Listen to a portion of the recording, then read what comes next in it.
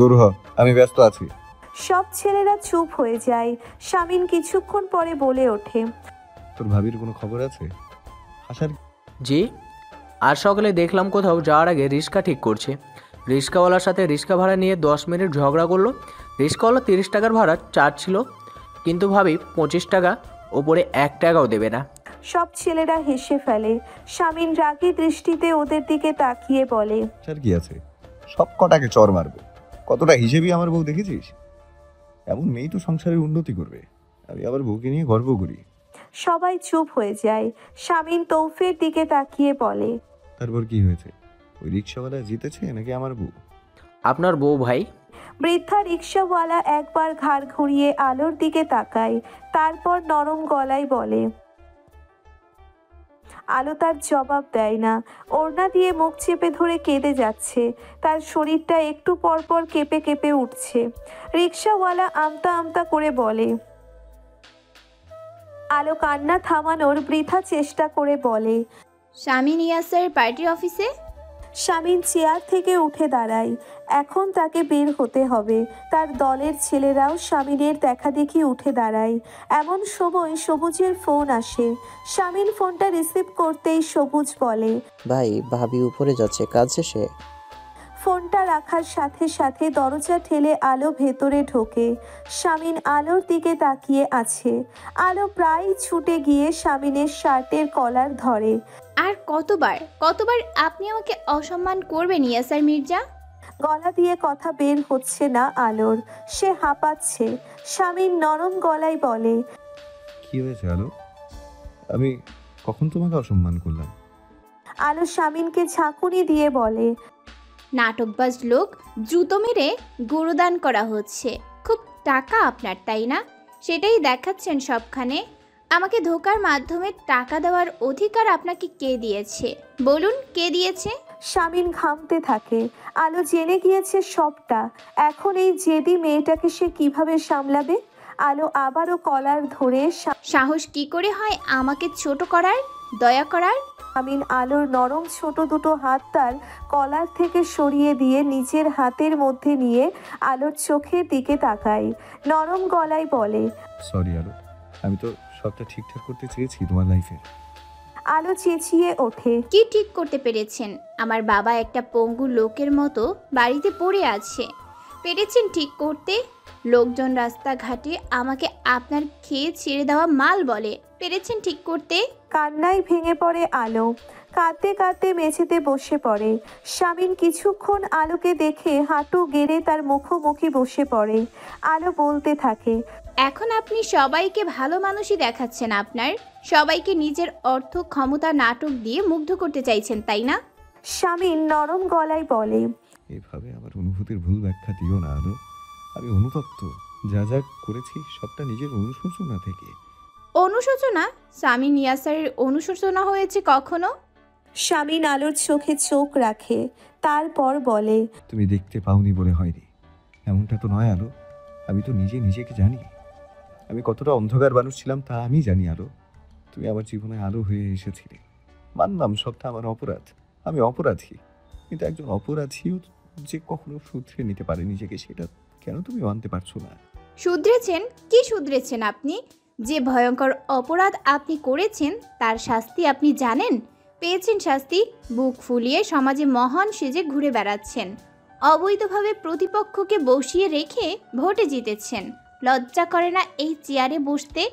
তারপর সব কিছুর ওপরে ছড়ি ঘোরাচ্ছেন আপনি। সব কিছু আপনার নিয়ন্ত্রণে চলছে। আমাদের বিয়ে, আমাদের ডিভোর্স, উকিল, আমার জীবন, সব কিছু আপনিই নিয়ন্ত্রণ করছেন। শুধরেছেনটা কি আপনি? পাক্কা নাটকবাজ আপনি। শামিন আলোর চোখের দিকে তাকিয়ে থাকে। আলোর কান্নার বেগ বাড়ছে। সে উঠে দাঁড়ায়। শামিন নরম গলায় বলে, ভালোবেসে ফেলেছি তোমাকে আলো। আমার অনুভূতি গ্রহণ করতে না পারো, কিন্তু অসম্মান করো না অন্তত। আলো শামিনের দিকে তাকায়। ভালোবাসা চাই না, আপনার ভালোবাসা চাই না আমি। উন্মাদের মতো ঘরের জিনিসপত্র ভাঙচুর করতে থাকে আলো। আলোর গায়ের ওড়না নিচে পড়ে যায়। শামিনের দলের ছেলেরা মাথা নিচু করে দাঁড়িয়ে আছে। শামিন গিয়ে আলোকে ধরে ফেলে। ওড়না উঠিয়ে আলোর শরীর ঢেকে দিয়ে আলোর চোখের দিকে তাকায়। আলো উন্মাদের মতো বিড়বিড় করে শামিনের চোখে চোখ রেখে বলে, আপনার শাস্তির আশা আমি করি না। আপনি রাজ করতে দুনিয়ায় এসেছেন, মন ভরে রাজ করুন। মেয়র হন, এমপি হন, অর্থবান হন, যা ইচ্ছা হন, শুধু আমাদের ছাপোষা পরিবারটাকে ছেড়ে দিন। একটা কথা আপনাকে বলে দেই, আজ থেকে কখনো যদি আমি দেখতে পাই আপনি আমাকে আপনার ক্ষমতা, অর্থ দিয়ে দয়া দেখিয়ে আমার আত্মসম্মানে আঘাত করেছেন, তাহলে আমি সুইসাইড করব শামীম ইয়াসসার মির্জা। আমি মানুষের কাছ থেকে আপনার খেয়ে ছেড়ে দেওয়া মাল অপবাদ মাথায় নিয়ে বাঁচতে পারবো, কিন্তু আপনার থেকে দয়া নিয়ে নয়। এর থেকে ভালো আমি আত্মহত্যা করব। কথাটা শুনে শামিন আলোকে ছেড়ে দেয়। আলো শামিনের দিকে তাকিয়ে হাঁপাতে থাকে। কিছুক্ষণ দাঁড়িয়ে থেকে তার ব্যাগটা কাঁধে তুলে নেয়। তারপর যতখানি তেজ নিয়ে এসেছিল শামিনের সামনে ঠিক ততখানি নিস্তেজ হয়ে চলে গিয়েছে। শামিন দাঁড়িয়ে থেকে তার ছেলেদের মুখের দিকে তাকায়। সবাই মাথা নিচু করে দাঁড়িয়ে আছে। কিছুক্ষণ পরে নিস্তেজ কণ্ঠে বলে ওঠে, শেষমেশ ওই আসিয়া ফেরাউনকে ডুবিয়েই ছাড়ল রে হাত। বেশি রাত হয়নি। গলির রাস্তায় এখনো বড় ট্রাক চলছে। রিকশায় বেল বাজছে। আলো মাথা তুলে উঠে বসতে চায় কিন্তু পারে না। মাথা ভারী হয়ে আছে তার। বেলা 12টার বাড়ি ফিরে সেই যে ঘরে ঢুকেছে এখনো বের হয়নি। রেহেনা এসে বারবার ডেকে গিয়েছে, বলেছে একটু একা থাকবে সে। মাথা ঘুরিয়ে দেওয়াল ঘড়ির দিকে তাকিয়ে দেখে রাত 8টা বেজে গিয়েছে। এখন না উঠলে আব্বু আম্মু বেশ চিন্তায় পড়ে যাবে। তাই কষ্ট হলেও উঠে বসে আলো। ওয়াশরুমে ঢুকে চোখে মুখে পানি দিয়ে বের হয়। আজ কোনো অর্ডার নেয়নি সে। সেই মানসিক পরিস্থিতিতেও আলো ছিল না। হুট করে আলোর ঘরের দরজা ঠেলে আয়াত ভেতরে ঢোকে। আলো মাথা ঘুরিয়ে আয়াতের দিকে তাকিয়ে কিছু জিজ্ঞেস করার আগেই আয়াত হাঁপাতে হাঁপাতে বলে। আলো কপাল কুঁচকে ফেলে। আয়াত বলতে থাকে। আলো দ্রুত পায়ে হেঁটে বসার ঘরে যায়। বসার ঘরে আতায়ুর আলম, রেহেনা, আজান দাঁড়িয়ে টিভির স্ক্রিনে তাকিয়ে আছে। আলো তাদের থেকে চোখ সরিয়ে টিভির দিকে তাকাতেই থমকে যায়। একটা লোকাল চ্যানেলে খবরের হেডলাইনের দিকে একদৃষ্টিতে তাকিয়ে আছে সে। নির্বাচিত তরুণ মেয়র শামীম ইয়াসসার মির্জা তার পদত্যাগপত্র জমা দিয়েছে। সংবাদ পাঠিকা বলতে থাকে, আর সন্ধ্যা 6টা নাগাদ তিনি নিজের বাসভবনে বসে সাংবাদিকদের কাছে বিষয়টা নিশ্চিত করেছেন। আলো খবরটা শুনে টিভির স্ক্রিনে একদৃষ্টিতে তাকিয়ে থাকে।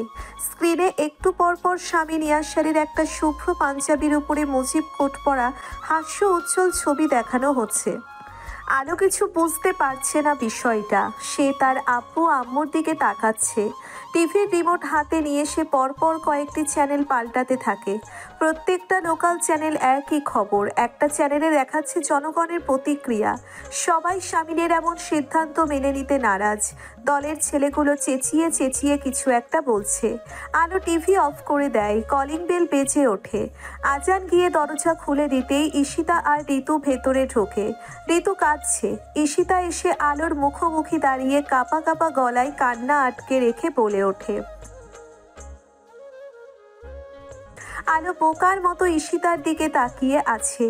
ঋতু ফুপিয়ে ফুপিয়ে কাঁদছে। তারপর ধরা গলায় বলে ওঠে, তুমি জিতে গেলে ভাবি। আলো চুপ করে ঋতুর মুখের দিকে তাকিয়ে থাকে। হঠাৎ তার ফোন বেজে ওঠে। ফোনের স্ক্রিনে একটা নাম্বার দেখে সে বুঝে যায় ওটা কার নাম্বার। রিসিভ করে কানে ধরতেই ওপাশ থেকে ইসমাম বলে ওঠে, অদ্রিতা। থানার নতুন অফিসার সমীর দত্ত শামীমের দিকে কটমট দৃষ্টি দিয়ে তাকিয়ে আছে। কয়েক মুহূর্ত পরে গম্ভীর কণ্ঠে বলে ওঠে, বাড়াবাড়ি করছিস শামীম। বাড়াবাড়ি করছিস তুই সমীর। একজন দায়িত্ববান পুলিশ অফিসার হয়ে নিজের দায়িত্ব পালনে অনীহা দেখাচ্ছিস। কনস্টেবলকে বল আমাকে লকআপে দিতে। ভাইয়ের পাশে থেকে ইলহাম মির্জা চেঁচিয়ে ওঠে, হোয়াট আর ইউ ডুইং ভাইয়া? পাগল হয়েছো তুমি? বাবা ওদিকে অসুস্থ হয়ে পড়েছে। এসব শুনলে তো শেষ হয়ে যাবে। বাবার অবস্থা ভালো নেই ভাইয়া। পাগল হব কেন? অন্যায় করেছি, শাস্তি পাওয়া উচিত। ইলহাম ভাইয়ের মুখের দিকে তাকিয়ে থাকে। সমীর দত্ত মাথা ঠান্ডা রেখে বলে, আচ্ছা বুঝলাম, শুরু থেকে বল আবার কি করেছিস তুই ওই মেয়েটার সাথে? শামিন ক্ষেপে গিয়ে বলে, কতবার বলবো আমি ওকে কিডন্যাপ করেছি, জোরপূর্বক বিয়ে করে ওকে জিম্মি করে রেখেছি এবং ওর পরিবারের লোকজনকে মেরে ফেলার হুমকি দিয়েছি। এখন আমাকে অ্যারেস্ট কর। সমীর বলে, বুঝলাম। তো তুই এসব যার সাথে করেছিস সে কোথায়? কমপ্লেন কোথায়? প্রমাণ কোথায়? কিসের ভিত্তিতে আমি তোকে অ্যারেস্ট করব? আমি কি থানায় এসে তোর সাথে মস্করা করছি এত রাতে? আমি নিজে স্বীকার করেছি সবটা, সেটা কি যথেষ্ট নয়? ওসি সমীর দত্ত শামিনের দিকে তাকিয়ে থাকে। ইলহাম অসহায়ের মতো তার বড় ভাইকে দেখছে। থানার বাইরে শোরগোলের আওয়াজ শোনা যাচ্ছে। শামিনের দলের ছেলেরা সবাই থানার বাইরে থেকে শামিনের সাথে যোগাযোগ করার চেষ্টা করছে। শামিনের সেদিকে কোনো ভ্রুক্ষেপ নেই। সমীর বেল টিপে একজন কনস্টেবলকে ডাকে। কনস্টেবল এসে দাঁড়াতেই সমীর বলে, বাইরে কি হচ্ছে? শামিন চুপচাপ বসে আছে, তার দৃষ্টি টেবিলের ওপর একটা পেপার ওয়েটের নিবদ্ধ। সমীর শামিনের দিকে তাকিয়ে বলে, তুই যা করতে চাইছিস তাতে তোর পুরো লাইফ, তোর রাজনৈতিক লাইফ জাস্ট ধ্বংস হয়ে যাবে। তুই কি বুঝতে পারছিস না? পদত্যাগপত্র জমা দিয়েছি। রাজনৈতিক লাইফ বলে তো আর কিছু নেই আমার। আমার লাইফের কথা যদি বলিস, ওটা এমনিতেও নষ্ট। ইলহাম আকুতির সুরে বলে ওঠে। ভাইয়া, কেন এমন পাগলামি করছো?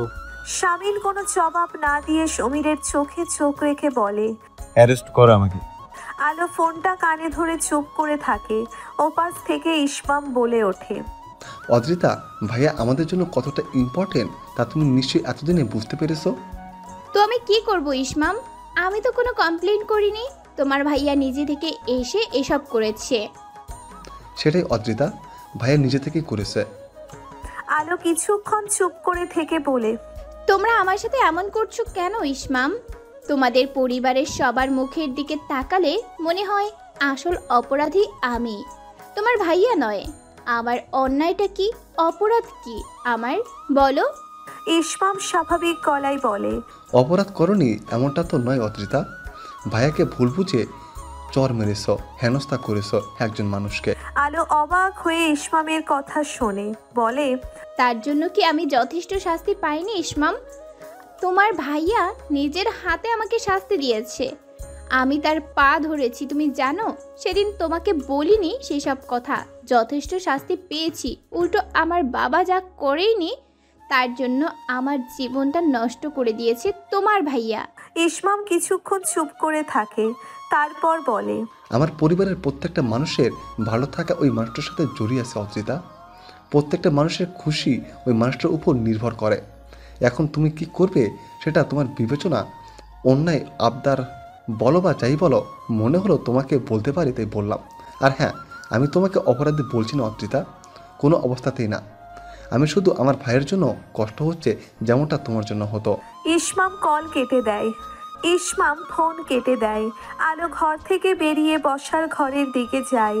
ঋতু সোফায় বসে আছে, শাড়ির আঁচল দিয়ে চোখের পানি মুছে আলোর দিকে তাকিয়ে বলে, দয়া করো ভাবি, নিজের ভাইদের ভালোবাসা স্নেহ আমি পাইনি। ওই মানুষটা দিয়েছে আমাকে সেসব। আমি দয়া চাইছি তোমার কাছে আমার ভাইয়ের জন্য। রাহাতের ফোন বাজছে। থানার বাইরে দাঁড়িয়ে আছে সে। ভেতরে এইমাত্র জামিল গিয়েছে। ফোনের স্ক্রিনের দিকে কিছুক্ষণ তাকিয়ে থেকে রাহাত ফোনটা রিসিভ করে। ওপাশ থেকে সাগর ভুইয়ার কণ্ঠস্বর শোনা যাচ্ছে। খিকখিক করে হাসতে হাসতে বলে, কিরে শামিনের চামচা, তোদের ভাইয়ের হাওয়া বেরিয়ে গেছে দেখলাম।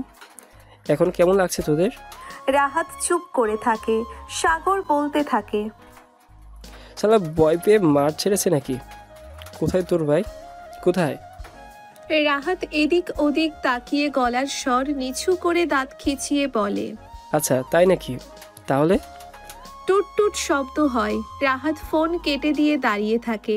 ফুয়াদ থানার সামনে বাইক দাঁড় করিয়ে এগিয়ে যায়। রাহাত বলে, জামিল শামিনের হাত ধরে রেখেছে।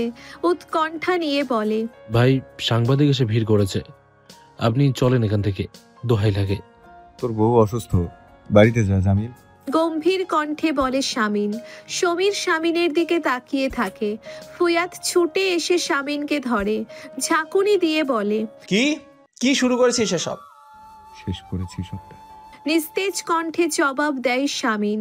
তারপর সমীরের দিকে তাকিয়ে বলে, অ্যারেস্ট মি। বাড়াবাড়ি করছিস শামিন। ফুয়াদ চেঁচিয়ে ওঠে। সমীর কিছুক্ষণ শামিনের দিকে তাকিয়ে থেকে একজন কনস্টেবলকে বলে, নিয়ে যাও ওকে। শামিন চেয়ার ছেড়ে উঠে দাঁড়ায়। কনস্টেবল এসে নিয়ে যায় তাকে। ইলহাম আহত চোখে তাকিয়ে থাকে। ফুয়াদ সমীরের দিকে অসহায়ের মতো তাকায়। সমীর বলে, ওকে শান্ত করার জন্য পাঠিয়েছি লকআপে। কমপ্লেন না পেলে আমার বাপের সাধ্য নেই ওকে আটকে রাখার। চিন্তা করিস না। বাড়ির জামাটা পাল্টে একটা শাড়ি পরে নেয় আলো। পার্স ব্যাগের মধ্যে ফোনটা ঢুকিয়ে নিয়ে বসার ঘরের দিকে যায়। ঈশিতা উঠে দাঁড়ায়। রেহিনা কণ্ঠে উৎকণ্ঠা নিয়ে বলে, কোথায় যাচ্ছিস? আলো তার উত্তর না দিয়ে ঈশিতার দিকে তাকিয়ে বলে, ঋতুকে নিয়ে বাড়িতে যাও আপু, ও এমনিতেই অসুস্থ। ঠান্ডা গলায় প্রশ্ন করে ঈশিতা। আলো কিছু না বলে বেরিয়ে যায় ঘর থেকে। অনেক খুঁজে একটা রিক্সা পেয়েছে অবশেষে। থানার সামনে নেমে ভাড়া মিটিয়ে দিয়ে এদিক ওদিক তাকায়। থানার বাউন্ডারির ভেতরে শামিনের ছেলেরা দাঁড়িয়ে আছে।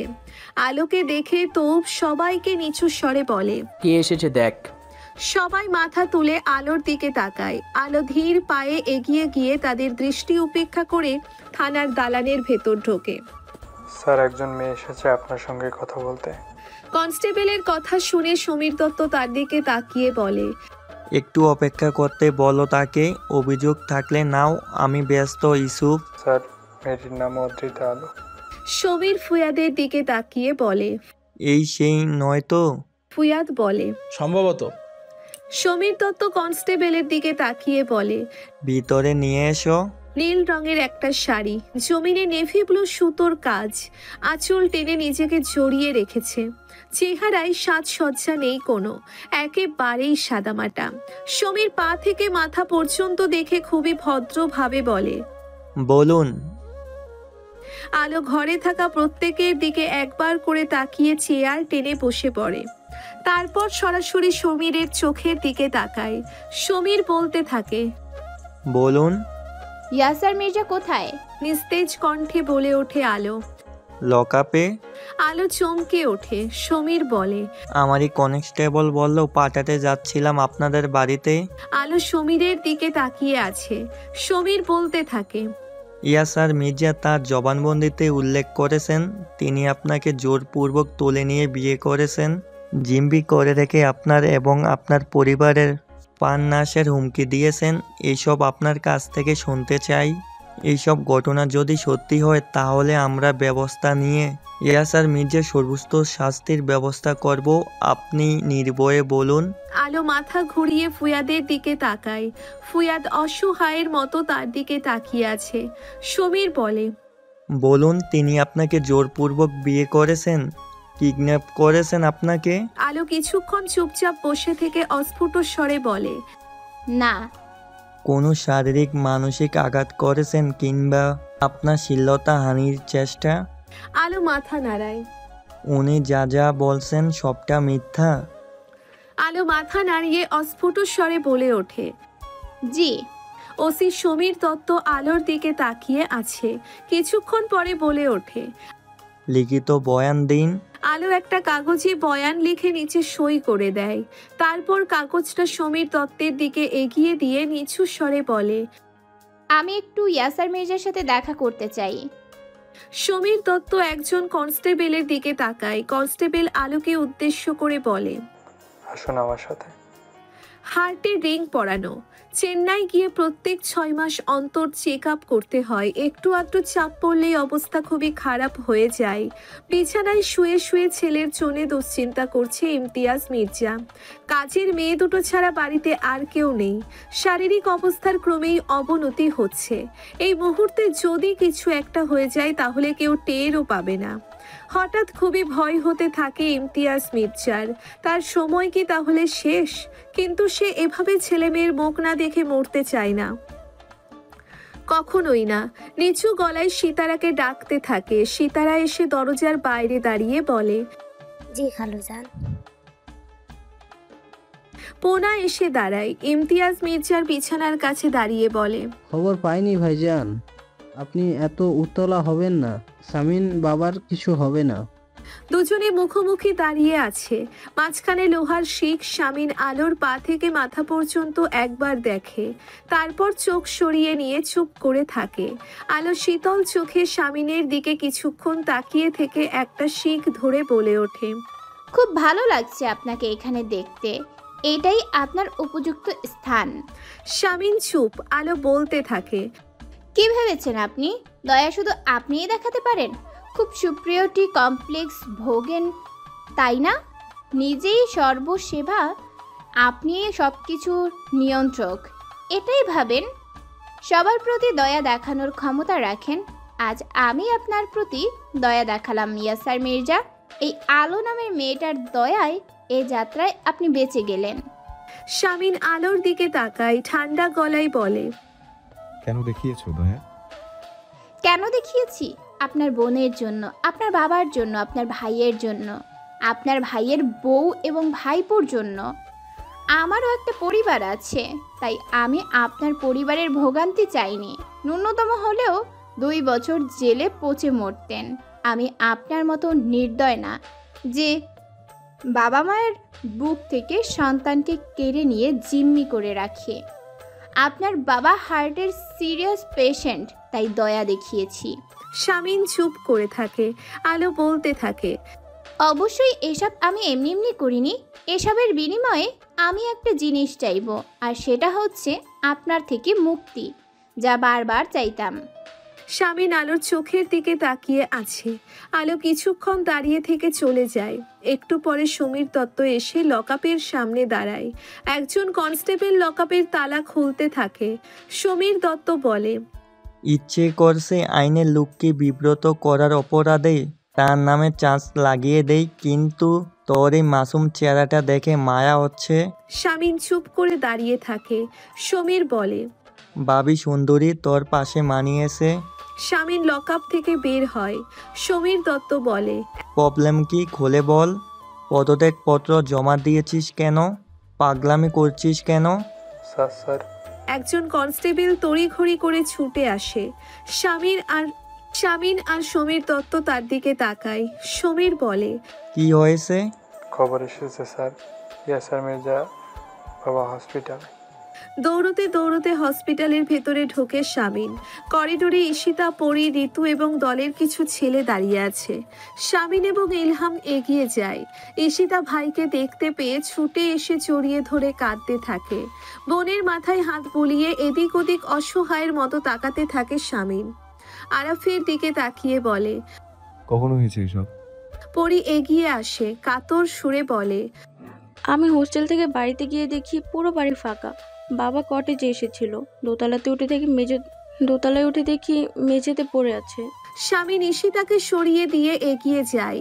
ইলহাম তার পিছু পিছু যায়। কেবিন থেকে ডক্টর বের হয়ে এদিকে আসে। শামিন কিছু জিজ্ঞেস করার আগেই ডক্টর নরম গলায় বলে ওঠে, আই এম সরি, অনেক দেরি করে ফেলেছেন আপনারা। শামিন ডক্টরের দিকে বোকার মতো তাকিয়ে থাকে। এমন সময় ধপ করে শব্দ হয়। পেছনে মাথা ঘুরিয়ে শামিন দেখে ঈশিতা ফ্লোরে পড়ে গিয়েছে অচেতন হয়ে। মাম্মা, দাদুভাই ওখানে কেন ঘুমাতে? ইহান প্রশ্নটি করে ঋতুর দিকে তাকিয়ে আছে উত্তরের অপেক্ষায়।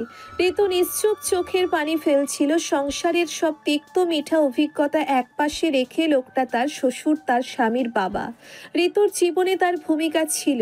ইলহামের হাতে যখন অত্যাচারিত হতো, ওই খাটিয়ায় শুয়ে থাকা লোকটা সান্ত্বনা দিতে আসতো। লোকটা আদর্শবান কোনো লোক না, যথেষ্ট ত্রুটি তার রয়েছে, কিন্তু ঋতুর কাছে খারাপ কিংবা অসম্মানেরও কেউ না।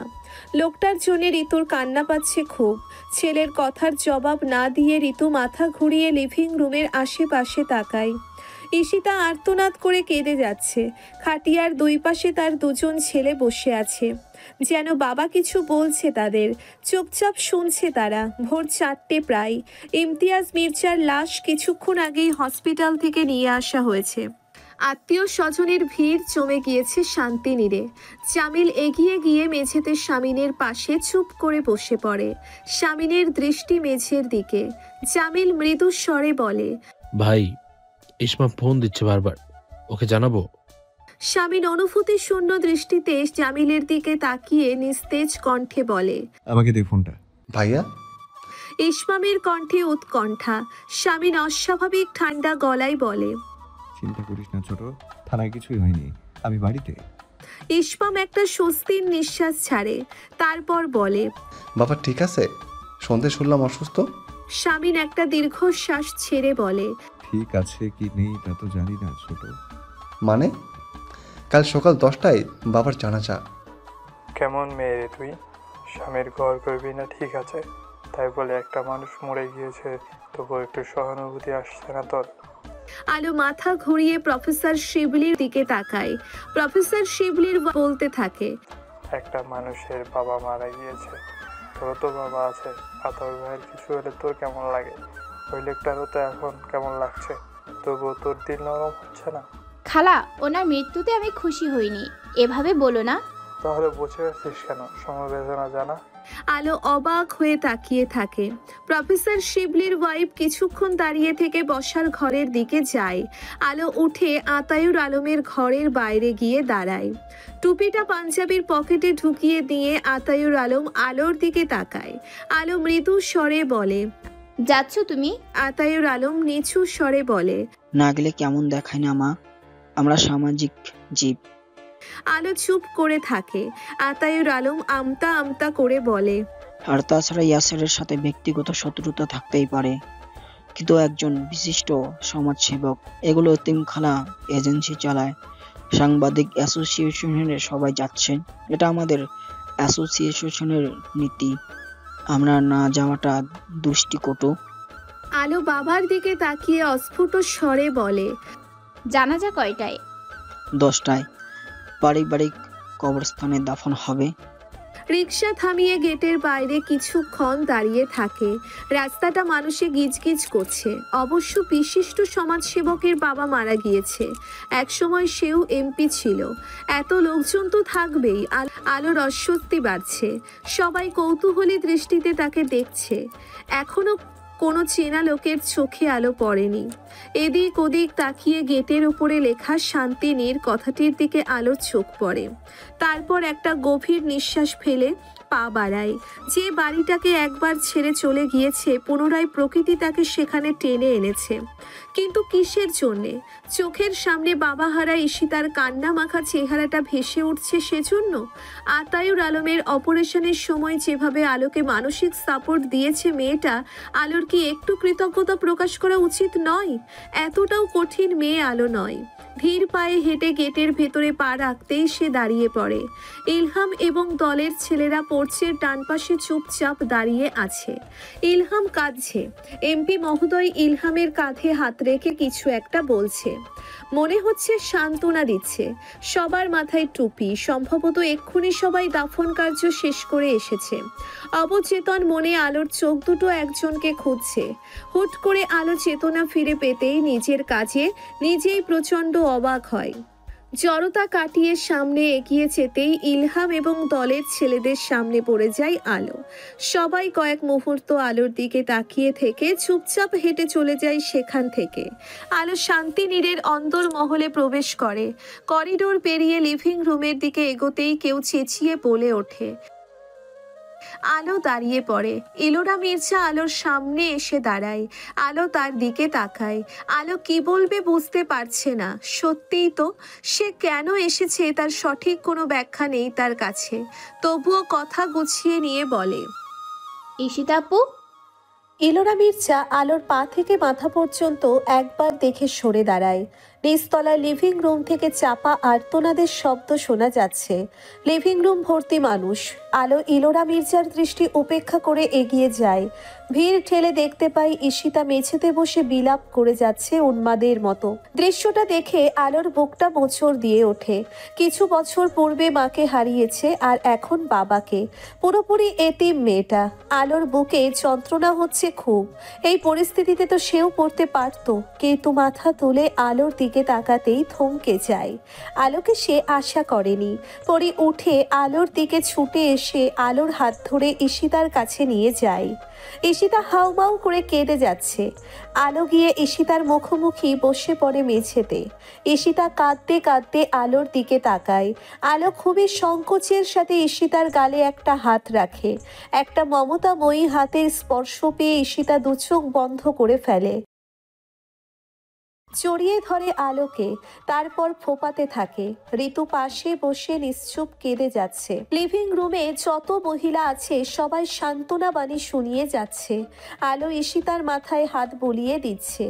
ইলোরা মির্জা এগিয়ে গিয়ে ঈশিতাকে উদ্দেশ্য করে বলে, কাকে জড়িয়ে ধরে আছিস তুই? ও মজা পাচ্ছে মজা। আলো কপাল কুঁচকে ফেলে কঠিন গলায় বলে, বাজে কথা বন্ধ করুন। একজনের মৃত্যুতে আমি মজা পাবো কেন?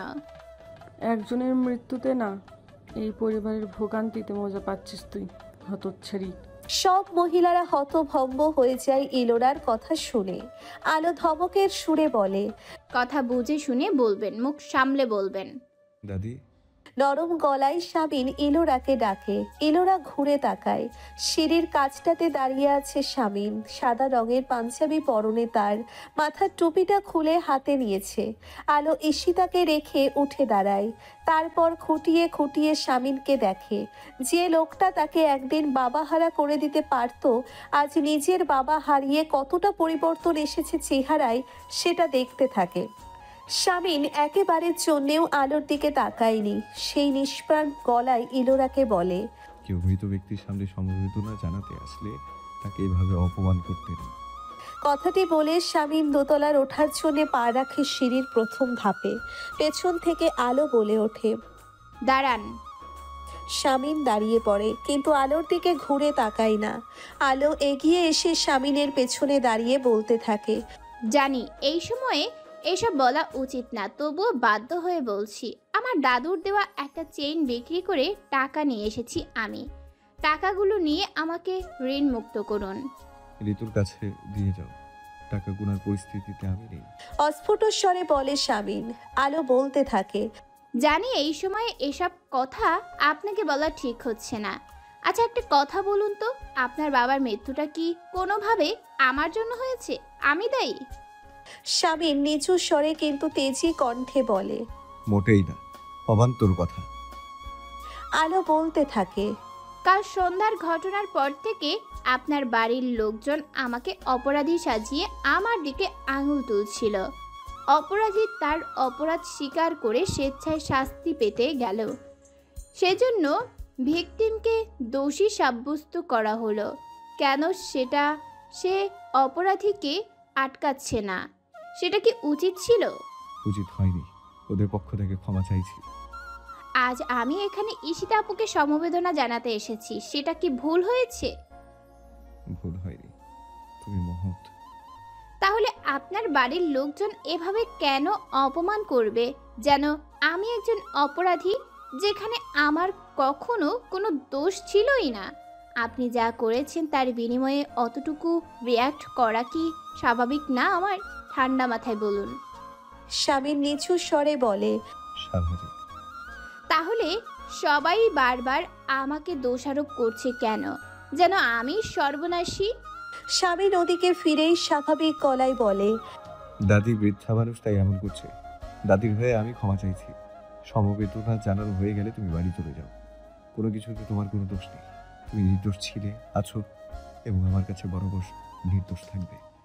আলো শামিনের মাথার দিকে তাকিয়ে থাকে। শামিন একবারের জন্যেও আলোর দিকে না তাকিয়ে সিঁড়ি বেয়ে উপরে চলে যায়। বাতাসে নির্বাচন গন্ধ পাচ্ছি। চোখ বন্ধ করে একটা প্রশান্তির গভীর নিঃশ্বাস ফেলে সাগর বলে, শমশের ভুইয়া ছেলের মুখের দিকে তাকিয়ে আছে। সাগর চোখ মেলে তাকিয়ে বলে, বিষয়টা পুরোটা মাথার উপর দিয়ে গেল আব্বা। বিষয়টা যাই হোক না কেন, লাভ তো আমারই হচ্ছে। এরকম অনাকাঙ্ক্ষিত সুযোগ হাতে চলে আসলো। বিষয়টা পুরোটা মাথার উপর দিয়ে গেল আব্বা, কিন্তু হজম করতে বেশ কষ্ট হচ্ছে আমার। মানে আপনি ভাবতে পারেন, সিংহ তার স্বাদের রাজত্ব স্বেচ্ছায় ছেড়ে দিয়েছে। শমশের ভুইয়ার কিছুক্ষণ চুপ করে থেকে বলে, সিংহ রাজত্ব ছেড়েছে শুধু, তার উপাধি না। ওকে আন্ডার সিস্টেম করিস না বাপ। অতীতে বহুবার ওকে আন্ডার সিস্টেম করে কোপ খেয়েছি। বাবার কথায় সাগর মাথা নাড়ে, তারপর বলে, ভাইয়া। দরজার বাইরে ঋতু দাঁড়িয়ে আছে। শামীন দোতলার বারান্দার রেলিং ধরে দাঁড়িয়েছিল। ঋতুর কথায় মাথা ঘুরিয়ে তাকায়। ভাইয়া, আত্মীয় স্বজনরা বাড়িতে খাবার দিতে চাচ্ছে, তাদের কি বলবো? এসব কেন? নিয়ম নাকি ভুলে গেলেন? নিয়ম? শামীন অন্যমনস্ক হয়ে প্রশ্ন করে, তারপর উত্তরের অপেক্ষা না করে ঋতুকে বলে, যা মন চায় করো। ঋতু দাঁড়িয়ে থেকে কয়েক মুহূর্ত পরে বলে, এতিমখানায় খাওয়ানোর ব্যবস্থা করা হচ্ছে, কিন্তু আমি চাচ্ছি বাড়িতেও মিসকিন ডেকে খাইয়ে দিতে।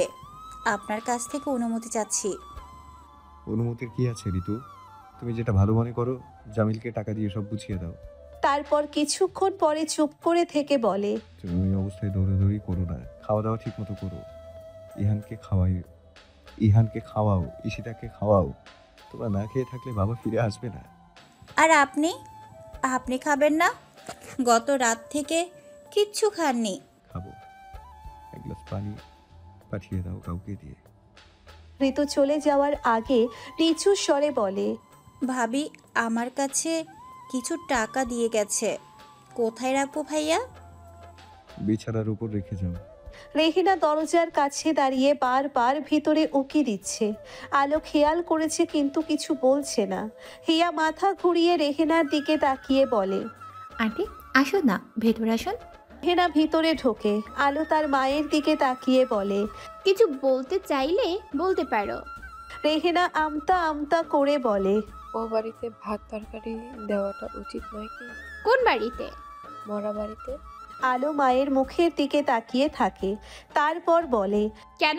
তুমি কি সত্যি সত্যি বেআই বাড়ি ভাবছো ও বাড়িকে?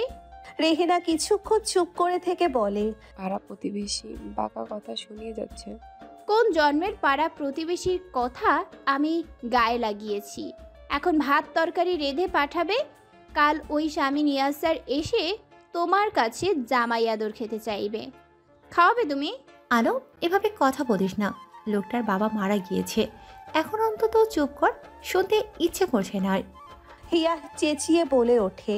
আলো চুপ হয়ে যায়। রেহিনা বলতে থাকে, তোর বাবাও বলেছিল তোর মতো থাকলে পাঠাবো। এক সমাজে চলতে গেলে শত্রু বাড়িতেও তো মানুষ এসব দেয় সামাজিকতার খাতিরে। হ্যাঁ, তোমরা এখন মেয়ের কিডন্যাপার আর ছেলেদের গলায় চাকু ধরার লোকের মর্মে মরিয়া হয়ে উঠেছো। যাও পাঠিয়ে দাও। আমাকে বলছো কেন? পাড়া প্রতিবেশীর থেকে অনুমতি নাও। রেহিনা কিছুক্ষণ মেয়ের মুখের দিকে তাকিয়ে থেকে চলে যায়। হিয়া আলোর দিকে তাকিয়ে বলে, তোকে কি দিয়ে বানিয়েছে আল্লাহ? আমি সেদিন রেপ হতে পারতো রিয়া। হয়নি তো, তাই না? তোকে বিয়ে করেছে। রোজ কত শত পলিটিশিয়ানরা মেয়েদের রেপ করে বনে জঙ্গলে ফেলে দিয়ে যায়, কেউ খবর রাখে না। এমন কিছু তো তোর সাথে হয়নি। তোকে বিয়ে করেছে, শেষমেশ ভুল বুঝতে পেরে তোর জন্য নিজের ক্যারিয়ারের বলি চড়িয়েছে। তোরা যে দৃষ্টিকোণ থেকেই অন্যায়টাকে দেখবি না কেন হিয়া, ওইটা অন্যায়ই থেকে যাবে, একটা ঘোর অন্যায়। অন্যায় অন্যায়ই থাকবে, কিন্তু একজন অপরাধী যে সারা জীবন অপরাধীই থাকবে, তোকে এমন কথা মাথার দিব্যি দিয়ে কে বলেছে? জবাব দে আমাকে। না, সে হজ করে হাজি হয়ে গিয়েছে, কিন্তু আমি তার কাছে যাব না। কি করবি এখন আমাকে? তোরা মেরে ফেলবি? মেরে ফেল। হিয়া চুপ করে আলোর মুখের দিকে তাকিয়ে থাকে। আলো বলে, তোদের কাছে সে ফেরেশতা সম মানুষ, কিন্তু আমার কাছে সে একটা অপরাধীই থাকবে। অপরাধীকে ক্ষমা করা যায়, তার প্রতি সহমর্মিতা দেখানো যায়, কিন্তু সংসার করা যায় না হিয়া। আমি কোনো সমঝোতার সংসার চাই না হিয়া, আমি চাই একটা ভালোবাসার সংসার। ওনাকে আমি কখনো ভালোবাসা বুঝাতে পারবো না রে। বুঝবি না তোরা, আমাকে কেউ বুঝবি না। শরীর খারাপ? ফুয়াদ ঘরের ভিতর ঢুকে স্বামীনের বিছানায় বসে। স্বামীন আতশোয়া হয়েছিল। মৃদু স্বরে বলে, মাথা ব্যথা, মেডিসিন নিয়েছি। ঈশিতার জন্য ডাক্তার ডাকা হয়েছে, অবস্থা খারাপ করে ফেলেছে নিজের। পড়ি আছে, দেখবে। ইসমামের সাথে কথা হয়েছে? বিকেলে হয়েছে। ভেঙে পড়েছে খুব, ওকে সামলানোর কেউ নেই ওখানে। আর তোকে? ফুয়াদ শামিনের দিকে তাকিয়ে বলে, তারপর বলতে থাকে, তোকে সামলানোর কেউ আছে? তুই নিজেকে দেখেছিস? তুই আছিস, জামিল আছে, আর কাকে লাগবে আমার? শামিন ঠান্ডা গলায় জবাব দেয়। কিছুক্ষণ দুজনে চুপচাপ, তারপর শামিন বলতে থাকে, বাবা সবসময় আফসোস করতেন তার মৃত্যু শয্যায় ইসমাম পাশে থাকবে না। আজ দেখ ভাগ্যের কি নির্মম পরিহাস, তার একটা সন্তানও থাকতে পারলো না। সবকিছু ঘেঁটে দেই আমি ফুয়াদ, তুই ঠিক বলিস, আমি বড্ড অযোগ্য। ফুয়াদ তার বন্ধুর কাঁধে হাত রাখে। শামিন দ্রুত নিজেকে সামলে নেয়। ফুয়াদ প্রসঙ্গ পাল্টে বলে, আতাউর আলমের বাড়ি থেকে ভাত তরকারি পাঠানো হয়েছে। শামিন চুপ করে থাকে। ফুয়াদ বলে, হঠাৎ কি হয়েছিল? কেন এত বড় সিদ্ধান্ত নিলি? ও আমাকে বললো ওর লাইফে আমার অস্তিত্ব টের পেলে ও সুইসাইড করবে।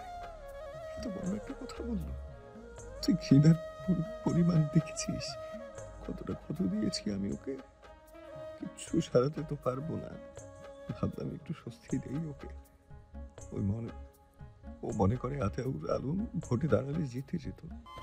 আমি তাই সেই ব্যবস্থা করে দিলাম। এতটুকু স্বস্তি তো আসিয়াকে দেওয়ার ক্ষমতাই ফেরাউন রাখে। ও স্বস্তি পায়। ডেলিভারি বয় এসে নিচে দাঁড়িয়ে আছে। আলো আর শেফালি হাতে হাতে আচারের বয়ামগুলো নামিয়ে নিচ্ছে। সঞ্জিতা বিউটি, হিয়া, শ্রাবণী মশলা প্রক্রিয়াজাত করছে। ডেলিভারি বয়কে দোকানের লিস্টগুলো বুঝিয়ে দিয়ে আলো ওড়নায় হাত মুছতে মুছতে ছাদে যায়। ছাদে গিয়ে একটা বড় নিঃশ্বাস নিয়ে বলে, আজকের মতো কাজ শেষ। শেফালি আপু আর বিউটি আপু তোমরা যাও, তোমাদের তো কাজ রয়েছে আরও। বাকি কাজ আমরা হাতে হাতে করতে পারবো। আলো হেসে বলে, যাও। শেফালি আর বিউটি চলে যায়। আলো বসে যায় বাকিদের সাথে মশলা প্রক্রিয়াজাত করতে। কিছুক্ষণ পরে নিচে চেঁচামেচির শব্দ শোনা যায়। সবাই সবার মুখের দিকে তাকায়। আলো উঠে গায়ে ওড়না জড়িয়ে নিয়ে সিঁড়ি বেয়ে নিচে নেমে বাড়ির আঙিনায় চলে আসে। আশেপাশের বাড়ির বেশ কিছু লোকজন দাঁড়িয়ে আছে। আলোর বাবা মাও আছে। আলোকে দেখে ব্যবসায়ী আলাউদ্দিন বলে ওঠে। আলো বলে, কি হয়েছে আঙ্কেল? কি হয়েছে? তোমার জন্য তো এই পাড়ায় শান্তিপূর্ণভাবে কেউ থাকতে পারবে না দেখছি। কি করেছি আমি? কি করছো আজকাল? হিজড়াদের সাথে চলাফেরা করো। তোমার ওইসব পোষা হিজড়া কি করে জানো? মহল্লার দোকানে দোকানে চাঁদাবাজি করে, ভদ্রলোকদের হয়রানি করে বেড়ায়।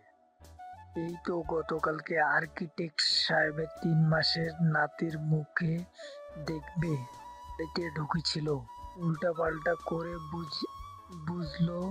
বুঝিয়েছিল শিশুটাকে। আরো কত ধরনের অত্যাচার ওরা করে তুমি জানো? আলো একটা গভীর নিঃশ্বাস ফেলে বলে, শেফালি আর বিউটি আপুকে কিছু করেছে? করেনি তো, তাই না? ওরা করেনি, কিন্তু তোমার আশা করা করেনি, কিন্তু তোমার আশকারা পেয়ে তো ওরা সব জাতিরা মহল্লায় ঢুকে এমন করছে। স্বজাতি মানে? আমরা সবাই একই জাতি, সবাই মানুষ। শেফালি আর বিউটি আপু যদি কিছু করে থাকে তাহলে আমাকে বলুন। বাকিদের তো আর আমি লিড করিনি। থানায় কমপ্লেন করুন। জালালউদ্দিনের পাশ থেকে তার স্ত্রী বলে। তারপর আতাউর আলমের দিকে তাকিয়ে বলে, শুনুন ভাই, আপনি সুজন ব্যক্তি, তাই আপনাকে বলছি, একটু রয়ে শুয়ে চলাফেরা করতে বলুন মেয়েকে, আর পারলে একটু ভদ্রতা শেখাবেন। সামিন, দেখো, ওই দিন সন্ধ্যার পর থেকে তোমার প্রতি আমি যথেষ্ট বিরক্ত ছিলাম। এখন আমি যথেষ্ট মর্মাহত, তাই তোমাকে ধমকাচ্ছি না, কিন্তু তুমি তোমার সিদ্ধান্ত বদলে নাও, বারবার বলছি। দা আঙ্কেল, আমি গুটিয়ে নিয়েছি সব কিছু থেকে। সামিন, তুমি কি ভুলে গিয়েছো নমিনেশন পাওয়ার জন্য তুমি কি কি করেছিলে? ভুলে গেছো তুমি কতটা পরিশ্রম করে তুমি এই পর্যায়ে এসেছো? কোনো টাকা পয়সা ইনভেস্ট না করে, কোনো অবৈধ উপায় অবলম্বন না করে ভুলে গেলে সব? কিচ্ছু করার নেই আঙ্কেল। পুনর্নির্বাচন আঙ্কেল, কথাটি বলে কবির আলমগীরের মুখের উপর ফোন কেটে দেয় শামিন। তারপর কিছুক্ষণ চুপ করে বসে থাকে। হঠাৎ ফোনের রিংটোন বেজে উঠতেই শামিন ফোনটা রিসিভ করে কানে ধরে। ওপাশ থেকে রনি বলে, ভাই মহল্লার কিছু লোকজনের সাথে ভাবি হাঙ্গামা করছে। ওকে ওর মতো ছেড়ে দে রনি, ও সামলে নিতে পারবে। বিরক্ত করিস না ওকে। আমি নির্বাচনে দাঁড়াবো আবার। আতায়ুর আলম হতভম্ব হয়ে যায়। আলো বাবার দিকে তাকিয়ে তেজি কণ্ঠে বলে। আতায়ুর আলম উঠে দাঁড়ায়, আতঙ্কিত মুখ নিয়ে বলে, অসম্ভব। আমি আবার ওই মরণ খেলায় নামতে চাই না, একেবারেই না। তুই বাদ দে। কেন বাদ দেব? বাদ দেব না আব্বু। আবার নির্বাচন হবে, তুমি দাঁড়াবে স্বতন্ত্র প্রার্থী হয়ে। ভোট হবে, তুমি জিতবে, আর কেউ তোমাকে দমিয়ে রাখতে পারবে না আব্বু। আতায়ুর আলম মেয়ের মাথায় হাত রেখে নরম গলায় বলে, এত জেদ বড় খারাপ জিনিস মা, এত জেদ করিস না। আমি আগেরবার ভুল করেছিলাম। আমার মতো লোকের রাজনীতি মানায় না মা। আমার মতো সাপোজ লোক, যার কোনো লোকবল নেই, অর্থ নেই, তার রাজনীতি মানায় না। কিন্তু তোমার দেশ সেবা করার মতো একটা উদার মন আছে আব্বু, ওটাই যথেষ্ট আব্বু। সবটা যখন অগোছালো হয়েই গিয়েছে, আর একবার এই খেলাটা আমি খেলে দেখতে চাই। তুমি একটা সুযোগ পেয়েছো আব্বু, তুমি দাঁড়াবে, তুমি অবশ্যই নির্বাচনে দাঁড়াবে, এবং ওই ইয়াসার মির্জাকে তুমি জিতে দেখিয়ে দিবে, অবশ্যই দেখিয়ে দিবে। 30 মিনিট ধরে দাঁড়িয়ে আছে সে। যে কোচিং সেন্টারে আলো পড়ায় সেখানের হেড ম্যাম এখনও এসে পৌঁছয়নি। চাবি তার কাছে। কোচিং সেন্টারটা গলির মেইন রোডের ধারে। আলো পড়ছেন নিচে কপাল কুঁচকে দাঁড়িয়ে আছে। আজ পিরিয়ড হয়েছে, তাই মেজাজটা একটু বেশি বিগড়ে গিয়েছে। আলো মাথা ঘুরিয়ে এদিক ওদিক তাকাতেই আলোর চোখ মুখ ভয়ে শুকনো হয়ে যায়। কিছু খ্যাপা কুকুর এদিকে ছুটে আসছে। আলো ডান পাশে একটা বাইক রাখা ছিল, সে ভয় পেয়ে বাইকের পিছনে গিয়ে দাঁড়ায়। আলোর দুর্ভাগ্য, কুকুরগুলো তার সামনে এসে দাঁড়িয়ে আছে। আলোকে দেখছে সব কটা। এমনিতেই এই মাসে সব কুকুর খ্যাপা হয়ে যায়, তার উপরে এইগুলো কেমন ভয়ঙ্কর মূর্তি ধারণ করেছে, জিভ বের করে আছে। আজ আলোর 12টা বেজে গেলেও যেতে পারে। সে ঢোক গিলে এদিক ওদিক অসহায়ের মতো তাকাচ্ছে। মেইন রোডের অপোজিটে চায়ের দোকানে দাঁড়িয়ে চায়ের কাপে চুমুক দিতে দিতে আলোকে দীর্ঘ সময় ধরে লক্ষ্য করছিল শামিন। শামিনের চোখে মুখে সংকোচ। সে জানতো না আলো এখানে পড়ায়, তাহলে সে আসতো না কখনোই। তার ফোনের রিংটোন বেজে যাচ্ছে। ফোনটা রিসিভ করতেই ওপাশ থেকে ঈশিতা উদাসী গলায় বলে, আসছি। শুকনো গলায় বলে শামিন ফোন কেটে দেয়। কোনো উপায় না দেখে আলোর দিকে এগিয়ে যায় শামিন। কুকুরের ভয়ে দম বন্ধ হয়ে যাচ্ছিল আলোর। ছুটতেও পারছিল না সে। অসহায়ের মতো ডান দিকে তাকাতেই সে থমকে যায়। নেভি ব্লু রঙের শার্ট গায়ে, অগোছালো চেহারায়, ক্লান্ত ভঙ্গিতে শামিন তার দিকে এগিয়ে যাচ্ছে। আলো দাঁড়িয়ে থাকে শামিনের দিকে তাকিয়ে। লোকটাকে দেখে মনে হচ্ছে বাবার মৃত্যুর পরে আর শেভ করেনি। ফর্সা মুখে খোঁচা খোঁচা দাড়ি, বাহুবলীর মতো শরীরটাকে রোগা লাগছে বেশ। শামিন আলোর একেবারে কাছে গিয়ে নিচু স্বরে বলে, আমার বাইক। আলো অবাক হয়ে বাইকটার দিকে তাকায়। সে এতক্ষণ শামিনের বাইকে হেলান দিয়ে দাঁড়িয়েছিল। মুখ ভর্তি সংকোচ নিয়ে সে সরে দাঁড়ায়। শামিন বাইকে উঠতে যাবে তখন আলো নিচু স্বরে বলে ওঠে, কুকুরগুলোকে তাড়িয়ে দিয়ে যান। শামিন দাঁড়িয়ে পড়ে। আলোর নিচু করে রাখা মুখটার দিকে এক পলক তাকিয়ে নিচু হয়ে একটা ইটের টুকরো তুলে নিয়ে দূরে ছুঁড়ে মারে। কুকুরগুলো দৌড়ে সেদিকে যায়। শামিন বলতে না চেয়েও বলে ওঠে, আমার কাছে হেল্প চাইতে তোমার আত্মসম্মান অসম্মানিত হলো না? আপনার জায়গায় একজন পথচারী হলেও আমি হেল্প চাইতাম। নিচু গলায় বলে আলো। শামিন কিছু না বলে আবারও বাইকে উঠতে যাবে তখন আলো বলে ওঠে, আমার বাবা আবারও নির্বাচনে দাঁড়াবে। এক শব্দে জবাব দেয় শামিন। আলো বলতে থাকে, এইবার সে জিতে দেখাবে নির্বাচনে। আচ্ছা ঠিক আছে। শামিনের ঠান্ডা জবাব কোনো এক অদ্ভুত কারণে আলো মেনে নিতে পারছে না। সে শামিনকে উত্তেজিত করতেই বলে ওঠে, আপনার দয়া ছাড়াও মাথা উঁচু করে বাঁচা যায়, সেটা এবার আমি দেখিয়ে দিব। শামিন আলোর দিকে তাকিয়ে ঠান্ডা গলায় বলে ওঠে, আমি পদত্যাগ করেছি, তার জন্য আবার নির্বাচন হবে। এটাও কিন্তু এক প্রকার দয়া। আলো, দয়াটুকু নিতে তোমার আত্মসম্মানে বাঁধলো না? আলো শীতল চোখে শামিনের দিকে তাকায়, তারপর ক্ষেপে গিয়ে বলে, না, কারণ আপনি গতবার অবৈধভাবে ভোটে জিতেছেন। আপনার পদত্যাগ করা উচিত, এটা দয়া নয়। শামিন তাচ্ছিল্যের হাসি হাসে। সে হাসি আলোকে পীড়া দেয়। সে দাঁত খিচিয়ে বলে, খুব আত্মবিশ্বাস আপনার নিজের প্রতি, তাই না? খুব আত্মবিশ্বাস। তাহলে একটা বাজি ধরবেন আমার সাথে? কি বাজি? আপনি আবার ভোটে দাঁড়াবেন। শামিন আলোর দিকে সরু চোখে তাকায়, তারপর বলে, আমার যদি ভোটে দাঁড়ানোর থাকতো তাহলে আমি পদত্যাগ করলাম কেন?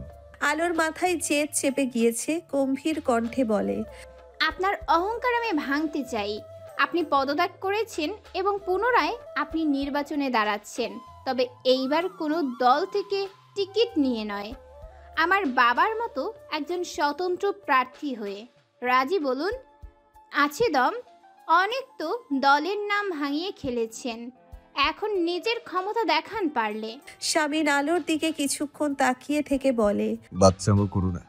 কথাটি বলে শামিন আবারও বাইকে উঠতে যাবে, অমনি আলো বলে ওঠে, ঠিক জানতাম আপনার ক্ষমতা আসলে ওই দল, নিজের কিছু নেই, ভয় পাচ্ছে ইয়াসার মির্জা।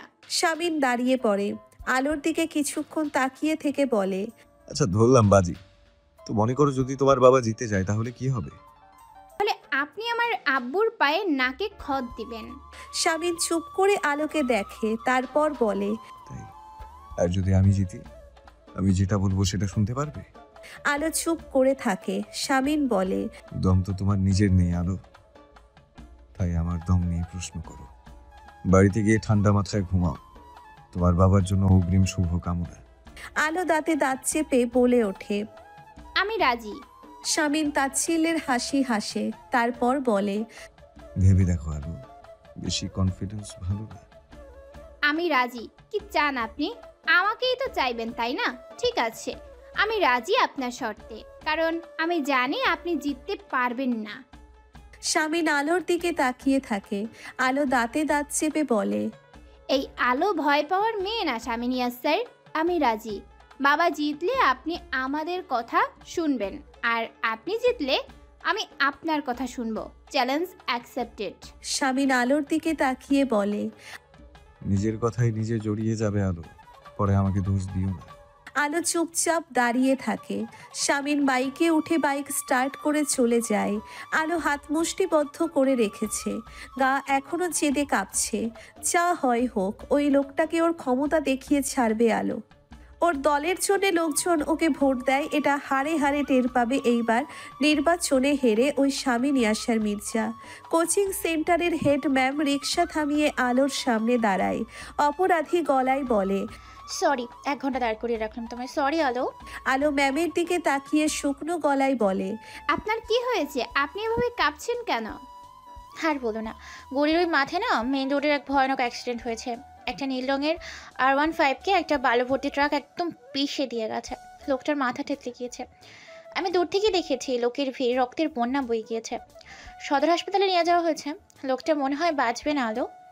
এক নাগারে বলে ওঠে হেড ম্যাম। আলো কেঁপে ওঠে। নীল রঙের R15-এ তো শামিম গিয়েছে এই মাত্র। আলো এদিক ওদিক তাকিয়ে বড় বড় নিঃশ্বাস নিতে থাকে। হেড ম্যাম বলে ওঠে, তোমার আবার কি হলো আলো? আলো একটা ঢোক গিলে নিয়ে বলে, ম্যাম আজকে আমাকে ছুটি দিন, সরি। আলো কথাটি বলে মেইন রোডে নামে। একটা রিক্সা থামিয়ে উঠে পড়ে বলে, সদর হসপিটাল চলুন। আলো বুঝতে পারছে না তার এত অস্থির লাগছে কেন। ফোনে বারবার ঈশিতাকে ফোন দিচ্ছে আলো। ঈশিতা ফোনটা ধরছে না। আলোর অস্থিরতা বেড়ে যাচ্ছে। হসপিটালের সামনে রিক্সা থামিয়ে কোনো মতে ভাড়া মিটিয়ে সোজা এমার্জেন্সি ইউনিটে চলে যায় আলো। প্রচুর লোকজন সেখানে। সরাসরি ইউনিটে ঢুকতেই একজন নার্স এসে তাকে থামায়। আরে আরে, কোথায় যাচ্ছেন? আলো এদিক ওদিক তাকিয়ে হাঁপাতে হাঁপাতে বলে, এইমাত্র ঝিলবাড়ি অ্যাক্সিডেন্ট স্পট থেকে একজনকে নিয়ে আসা হয়েছে। R15-এর আরোহী, অবস্থা খুবই খারাপ তার। আলো আতঙ্কিত মুখ নিয়ে তাকিয়ে থাকে নার্সের দিকে। নার্স বলে, আলো বাঁচবে কিনা বলা যাচ্ছে না। আলো কেঁপে ওঠে। নার্স আলোকে খুঁটিয়ে খুঁটিয়ে দেখে বলে। আলো বিধ্বস্ত চেহারা নিয়ে নার্সের দিকে তাকিয়ে অস্ফুট স্বরে বলে ওঠে, স্বামী। নার্সটি আলোর দিকে তাকিয়ে থাকে। কয়েক মুহূর্ত পরে বলে ওঠে, আপনি ভিকটিমের ওয়াইফ? আলো চমকে ওঠে। অবচেতন মনে এই মাত্র সে শামিনকে নিজের স্বামী বলল। তার পুরো মুখ অস্বস্তিতে ছেয়ে যায়। পেছন থেকে হঠাৎ একজন ডাক্তার বলে ওঠে, কি হয়েছে লিপি? স্যার, অ্যাক্সিডেন্টের ভিকটিমের ওয়াইফ বলছে। ডাক্তার মুখের মাস্ক খুলে বলে আলোর দিকে তাকায়। আলো কাঁপা কাঁপা গলায় বলে, ওনার এখন কি অবস্থা? ডাক্তার কিছু বলতে যাবে তখন একজন ওয়ার্ড বয় এসে বলল, স্যার, সৌমন বলের লোকটার ওয়াইফ এসেছে। ডাক্তার ওয়ার্ড বয়ের দিকে তাকিয়ে বলে, সুমনকে? স্যার, জিলবাড়ি অ্যাক্সিডেন্টের ভিকটিম। মানিব্যাগে আইডি কার্ড ছিল কিছুক্ষণ আগে, যাকে আনা হলো। ডাক্তার মাথা ঘুরিয়ে আলোর দিকে তাকিয়ে বলে, আপনি কে তবে? আলো এদিক ওদিক তাকিয়ে একটা ঢোক গিলে নিয়ে বলল, ভুল হয়ে গিয়েছে, দুঃখিত। কথাটি বলে ঘুরে করিডোরের উল্টো পথে হাঁটতে থাকে আলো। ক্লান্ত ভঙ্গিতে অন্যমনস্ক হয়ে হাঁটছে। হুট করে এক মহিলার সাথে ধাক্কা খেয়ে নিচে পড়ে যায় আলো। মহিলা চেঁচিয়ে ওঠে। আলো কোনো জবাব না দিয়ে আবারও উঠে হাঁটতে থাকে। তার নিজের প্রতি নিজেরই বেশ অবাক লাগছে। হচ্ছেটা কি আসলে? ফোনের ভাইব্রেশনের শব্দ হতেই ফোনটা রিসিভ করে কানে ধরে। ওপাশ থেকে ঈশিতা শুকনো গলায় বলে, ফোন দিয়েছিলে ভাবি? ভাইয়ার সাথে বাইকে ছিলাম, দেখতে পাইনি। হ্যাঁ, ওই আর কি, তোমার শরীরের খোঁজ নিতে। কেমন আছো তুমি? ঋতু কেমন আছে? ভালো আছি আমরা। ঈশিতার কথা শুনে আলোর বেশ খারাপ লাগে। অনেক ভেঙে পড়েছে মেয়েটা। কিছুক্ষণ কথা বলে ফোন কেটে দেয়। ঈশিতার একটা ব্যাপার আলোর বেশ ভালো লাগে। তারা যখন কথা বলে তখন ঈশিতা কখনোই স্বামীনের প্রসঙ্গ টেনে আনে না। মানে নিজের পথ ত্যাগ করলে, এখন যখন পুনর্নির্বাচন হবে এখন আবার ভোটে দাঁড়াবে স্বতন্ত্র প্রার্থী হয়ে। কেন? দল তোমার কি ক্ষতি করেছে শামীম? ইমতিয়াজ ভাইয়ের মৃত্যুর শোক কাটিয়ে উঠতে পারোনি জানি, তাই বলে এমন উন্মাদের মতন কেন আচরণ করছো? কবির আলমগীর ধমকের সুরে বলে কথাগুলো। শামীম কিছুক্ষণ চুপ করে থেকে বলে, একজনের আবদার পূরণ করতে। হোয়াট? তুমি এসব কি বলছো? তোমাকে কি পাবনায় শিফট করতে হবে? রাজনীতির ছেলে খেলা। এমনিতে তোমার হঠাৎ পদত্যাগে পার্টি গরম হয়ে আছে। সবাই আমাকে চাপ দিচ্ছে তোমাকে বের করে দিতে। আমি সবাইকে মানিয়ে দিচ্ছি। তুমি আবার আমাকে ভুলে গিয়েও না শামীম। পদত্যাগপত্র ফেরত নাও, এখনো সময় আছে। না আঙ্কেল, আপনি খন্দকারকে দিয়ে দিন নমিনেশন। আমি স্বতন্ত্র লড়তে চাই। কবির আলমগীর দাঁতে দাঁত চেপে বলে, লাভ কি হবে? দল থেকে নিজেকে ছাড়িয়ে কি করতে পারবে তুমি? পদত্যাগ যখন করেই ফেলেছ আর লড়ো না। এইবার আতাউল আলম শামশের ভূঁইয়া খন্দকার, ব্রিগেডিয়ার জেনারেল রিপন মজুমদার, এদের সাথে টেক্কা দিয়ে গোহারা হারবে তুমি। তামাশা কেন চাইছো? হারতেই যাচ্ছি আঙ্কেল। কেন? একজনের মুখে হাসি ফোটাতে সে অনেকদিন হয় হাসে না। শামীম, তোমার আন্টি তোমার জন্য টেনশন করছে। আসবো আন্টি, দেখা দিয়ে যাবো ভোটের আগে। রাখছি। ফোন কেটে দিয়ে শামীম দীর্ঘ সময় চুপ করে বসে থাকে। ইসমাম অনবরত ফোন দিয়ে যাচ্ছে। এখন একটুও ইচ্ছে করছে না তার কথা বলতে। ফোনটা দূরে সরিয়ে রেখে বিছানায় টান টান হয়ে শুয়ে পড়ে। মানে ইয়াসার আবার কেন ভোটে লড়বে? ও তো নিজেই পদত্যাগ করেছে। আলো শাড়িগুলো ভাঁজ করে আলমারিতে তুলে রেখে আতাউর আলমের দিকে তাকায়। তারপর বলে, যোগ্যতা প্রমাণ করতে তুমি বাচ্চাদের মতো কিছুক্ষণ পর পর আমাকে প্রশ্ন করবে না, যাও। আতাউর আলম মেয়ের ঘরে ঢোকে। নরম গলায় বলে, মা, তুই ঠিক আছিস তো? এমন কেন করছিস? ও তো ওর ভুলটা স্বীকার করছে। এখন এসব বাদ দে। আলো বাবার দিকে কিছুক্ষণ তাকিয়ে থেকে চলে যায়। রেহেনা দরজার কাছে দাঁড়িয়ে স্বামীর দিকে তাকিয়ে আছে।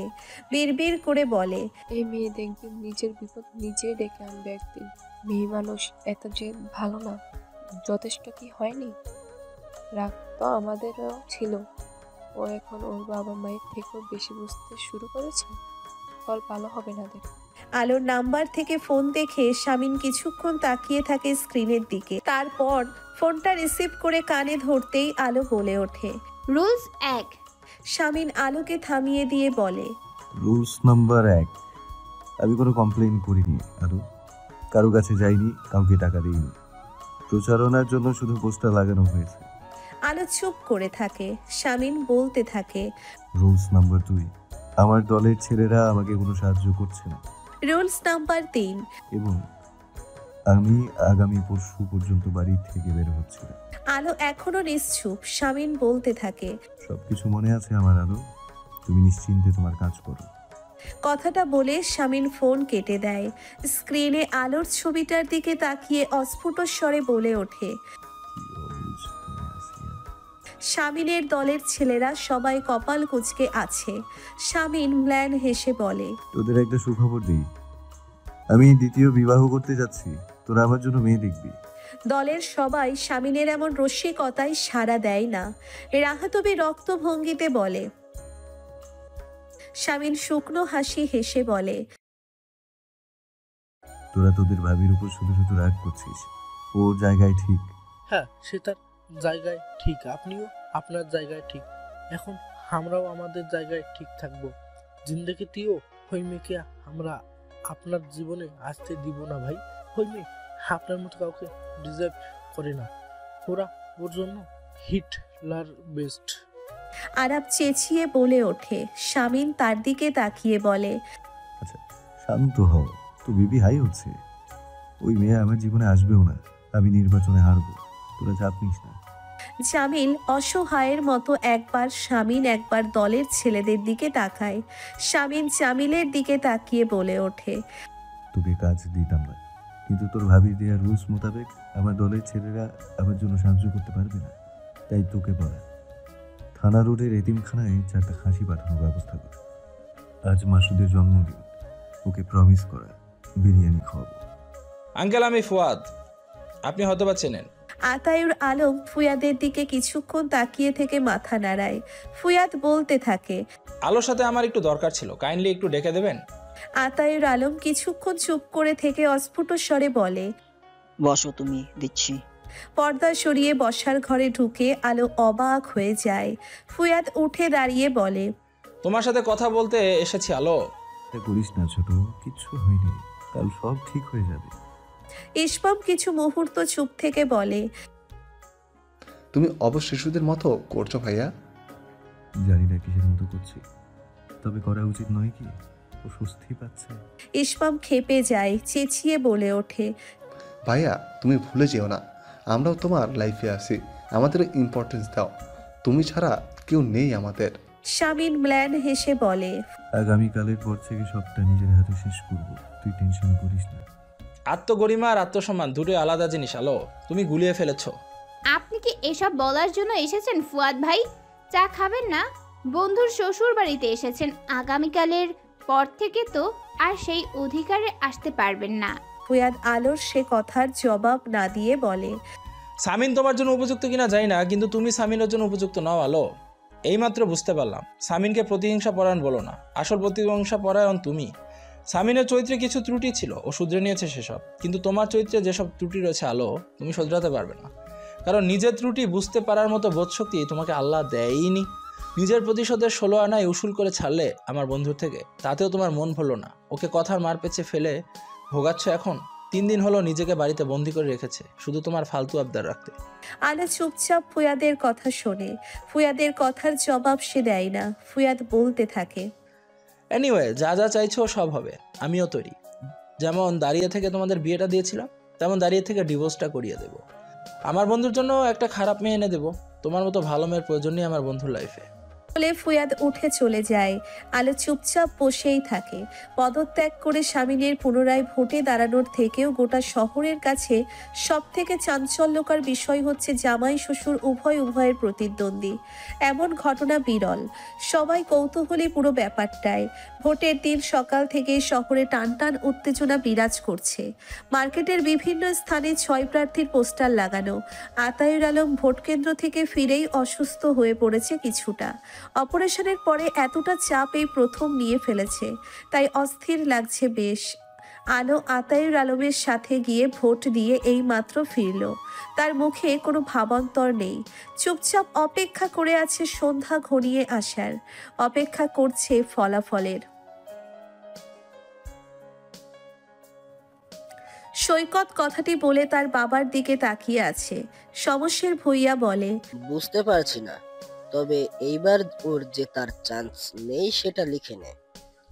মানুষ নিজের পায়ে নিজে কুড়াল বসাই, এই পাগল তো বুলডোজার বসিয়ে দিল। সাগর বলে ওঠে, সন্ধ্যা পর্যন্ত অপেক্ষা করতে পারছি না। ওর কনফিডেন্স দেখে দল ছেড়ে স্বতন্ত্র প্রার্থী হয়ে লড়ছে। সমশের ভূঁইয়া অত্যন্ত আত্মবিশ্বাসের সাথে বলে, চিন্তা করিস না, এইবার আমরাই জিতবো। বরাবরের মতো নির্বাচন সুষ্ঠু হয়েছে বলে জানিয়েছে জনগণ। লোকাল সাংবাদিকেরা তার উপরে একটি ডকুমেন্টারি তৈরি করে লোকাল নিউজ চ্যানেলগুলোতে দেখাচ্ছে। শান্তিনীরের নিস্তলার লিভিং রুমের মেঝেতে সবাই আসন পেতে বসে টিভির দিকে তাকিয়ে আছে। একটু পর ফলাফল প্রকাশ হবে। সবার মধ্যে টানটান উত্তেজনা। শামীন ভাবলেশহীনভাবে বসে আছে চুপচাপ, যেন ফলাফল নিয়ে তার কোনো মাথা ব্যথা নেই। সে আগেই জানতো ফলাফল কি হবে। টিভিতে কিছুক্ষণ পর ফলাফলের চার্ট প্রকাশ করা হয়। 90,000 ভোট পেয়ে শামীন প্রথমবারের মতো কোনো দলীয় পৃষ্ঠপোষকতা ছাড়াই দ্বিতীয়বারের মতো প্রথম স্থান রয়েছে। এরপর দ্বিতীয় স্থানে রয়েছে সরকারি দলের মনোনীত প্রার্থী ইউনুস খন্দকার, যা পেয়েছে 50,000 ভোট, এবং তৃতীয় স্থানে রয়েছে আতায়ুর আলম, পেয়েছে 48,000 ভোট। চতুর্থ স্থানে রয়েছে সমশের ভূঁইয়া 36,000 এবং পঞ্চম স্থানে brigadier general Ripon Majumdar 35,000 vote পেয়েছে। লিভিং রুমে থাকা ছেলেরা কিছুক্ষণ নিজেদের মুখ চাওয়াচাই করে বিকট চিৎকার দিয়ে ওঠে। শামীন টিভির স্ক্রিনে তাকিয়ে আছে। সংবাদ পাঠকের মুখ থেকে আবারও তার জয়ের খবর শুনছে সে। নিজের জয়ে নিজেই কিছুটা অবাক শামীন, কিন্তু যেখানে তার খুশি হবার কথা সেখানে সে খুশি হতে পারছে না। কোনো এক অজানা উৎকণ্ঠা ভিড় করেছে তার মনে। ওদিকে আলো কি করছে? মেনে নিতে পেরেছে তো এই হার? যে ভয়ঙ্কর সেন্সিটিভ একটা মেয়ে কিছু উল্টোপাল্টা করে না বসে আবার। সবুজ শামীনের দিকে তাকিয়ে বলে, জান ভাই, এখন আবার ভাবিকে তুলে আনেন, খুব বাজি ধরেছিল, এখন বুঝুক। শামীন কিছুক্ষণ সবুজের মুখের দিকে তাকিয়ে থাকে, তারপর উঠে দাঁড়ায়। দলের ছেলেরাও শামীনের সাথে সাথে উঠে দাঁড়ায়। শামীন সবাইকে উদ্দেশ্য করে বলে, তোরা কোথায় যাচ্ছিস? আপনার সাথে ভাই। প্রয়োজন নেই, আমি একা যাব। টিভির স্ক্রিনের দিকে এক দৃষ্টিতে তাকিয়ে আছে আলো। আতায়ুর আলম স্বাভাবিক, সবসময় ঠান্ডা মাথার লোক সে। এমন পরিস্থিতির জন্য সে মানসিকভাবে তৈরিই ছিল। যখন শুনেছে ইয়াসার আবারও ভোটে দাঁড়াবে, একজন জিতে যাওয়া লোক পুনরায় জিতবে, এটাই তো স্বাভাবিক। মেয়ের জেদের কাছে হার মেনে দাঁড়িয়েছিল ইলেকশনে, তাই আর কোনো ভাবান্তর হয়নি। এই পরিস্থিতিতে নিজের অসম্মান নয়, বরং আলোর কথা ভাবছে সে। তার মেয়েকে সে চেনে, এত কিছু সহজে গ্রহণ করার মেয়ে আলো নয়। কিন্তু আলো কোনো প্রতিক্রিয়া দেখায় না। কিছুক্ষণ টিভির দিকে তাকিয়ে থেকে উঠে দাঁড়ায়। আতায়ুর আলমের ঔষধ এনে দেয় তাকে। আতায়ুর আলম ঔষধ নিয়ে মৃদু স্বরে বলে, নির্বাচন সুষ্ঠু হয়েছে মা, আমার কোনো আক্ষেপ নেই, মাথা ঠান্ডা কর। আলো বাবার দিকে কিছুক্ষণ তাকিয়ে থেকে বলে ওঠে, মাথা গরম হয়নি আমার আব্বু। তারপর ধীর পায়ে ঘর থেকে বেরিয়ে নিজের ঘরে চলে যায়। কলিং বেলের শব্দ হয়। রেহেনা গিয়ে দরজা খুলে অবাক হয়ে তাকিয়ে থাকে। শামীন কিছুক্ষণ চুপ করে থেকে বলে ওঠে, আসতে পারি? রেহেনা এদিক ওদিক তাকিয়ে দরজা থেকে সরে দাঁড়ায়। দ্রুত পায়ে হেঁটে শামীন আলোর ঘরের দিকে যায়। আলোর ঘরের দরজার বাইরে গিয়ে দাঁড়িয়ে পড়ে। দরজার ভিতর থেকে বন্ধ। শামীন উচ্চ শব্দে চেঁচিয়ে ওঠে, আলো, দরজা খুলে দাও। কোনো সারা শব্দ না পেয়ে শামীন দরজায় ধাক্কা দিতে যাবে, অমনি খট করে দরজা খোলার আওয়াজ হয়। শামীন আলোকে কয়েক পলক দেখে ঘরে ঢুকে দরজার ছিটকিনি তুলে দেয়। আলো নিস্তেজ কণ্ঠে বলে, অভিনন্দন। শামীন ঘুরে আলোর দিকে তাকায়। আলো একটু থেমে আবারও বলে, অভিনন্দন আপনাকে জেতার জন্য, ইলেকশন এবং বাজি দুটোই। শামীন আলোর দিকে তাকিয়ে আছে। আলো নিচু স্বরে বলতে থাকে, বসার ঘরে গিয়ে বসুন, ব্যাগ গোছানো হয়ে গিয়েছে, আমি শাড়িটা পাল্টে আসছি। কোথায় যাবে তুমি? আলো মাথা তুলে শামীনের দিকে তাকায়, তারপর বলে, আপনার সাথে সংসার করতে। বাজিতে জিতেছেন আপনি। শামীন ম্ল্যান হাসে, তারপর নিচু স্বরে বলে, কোথাও যেতে হবে না তোমাকে আলো। আলো শামীনের দিকে দীর্ঘক্ষণ উদাস দুটি চোখ নিয়ে তাকিয়ে থেকে তেজি কণ্ঠে বলে ওঠে, আপনার দয়া দেখাতে হবে না, আমি ভীতু মেয়ে নই। আমি যাব, আমি আমার কথা রাখবো, করব আমি আপনার সংসার। চল। কথাটি বলে আলো আলমগীরের কাছটি যেতে নেয়। মুহূর্তেই হাতে শামিনের হাতের স্পর্শ পেয়ে ঘুরে তাকায়। ততক্ষণে শামিন আলোকে নিজের কাছে টেনে নিয়েছে। আলো শামিনের চোখের দিকে তাকিয়ে আছে। শামিন ম্ল্যান হেসে আলোর কপাল থেকে অগোছালো চুল কানে গুঁজে দিয়ে বিড়বিড় করে বলে, অবুঝ আসিয়া, আমার ভালোবাসাকে বরাবরের মতো ভুল ব্যাখ্যা দিচ্ছ তুমি। দয়া আমি তোমাকে করিনি, কখনোই করিনি। এটাও দয়া না। যেটুকু আমি তোমাকে দিলাম তার নাম ভালোবাসা। আলো চুপ করে শামিনের দিকে তাকিয়ে থাকে। শামিন আলোর মাথায় হাত বুলিয়ে বলতে থাকে, তোমাকে কখন ভালোবেসে ফেলেছি তা আমি জানি না, কিন্তু যখন তুমি সাপের ভয়ে আমাকে এসে আঁকড়ে ধরলে, তখন থেকে বুঝতে পেরেছি আমি তোমাকে ভালোবেসে ফেলেছি। তখন থেকে প্রতিটা মুহূর্ত আমি যা তোমাকে দিয়েছি সেটা আমার ভালোবাসা।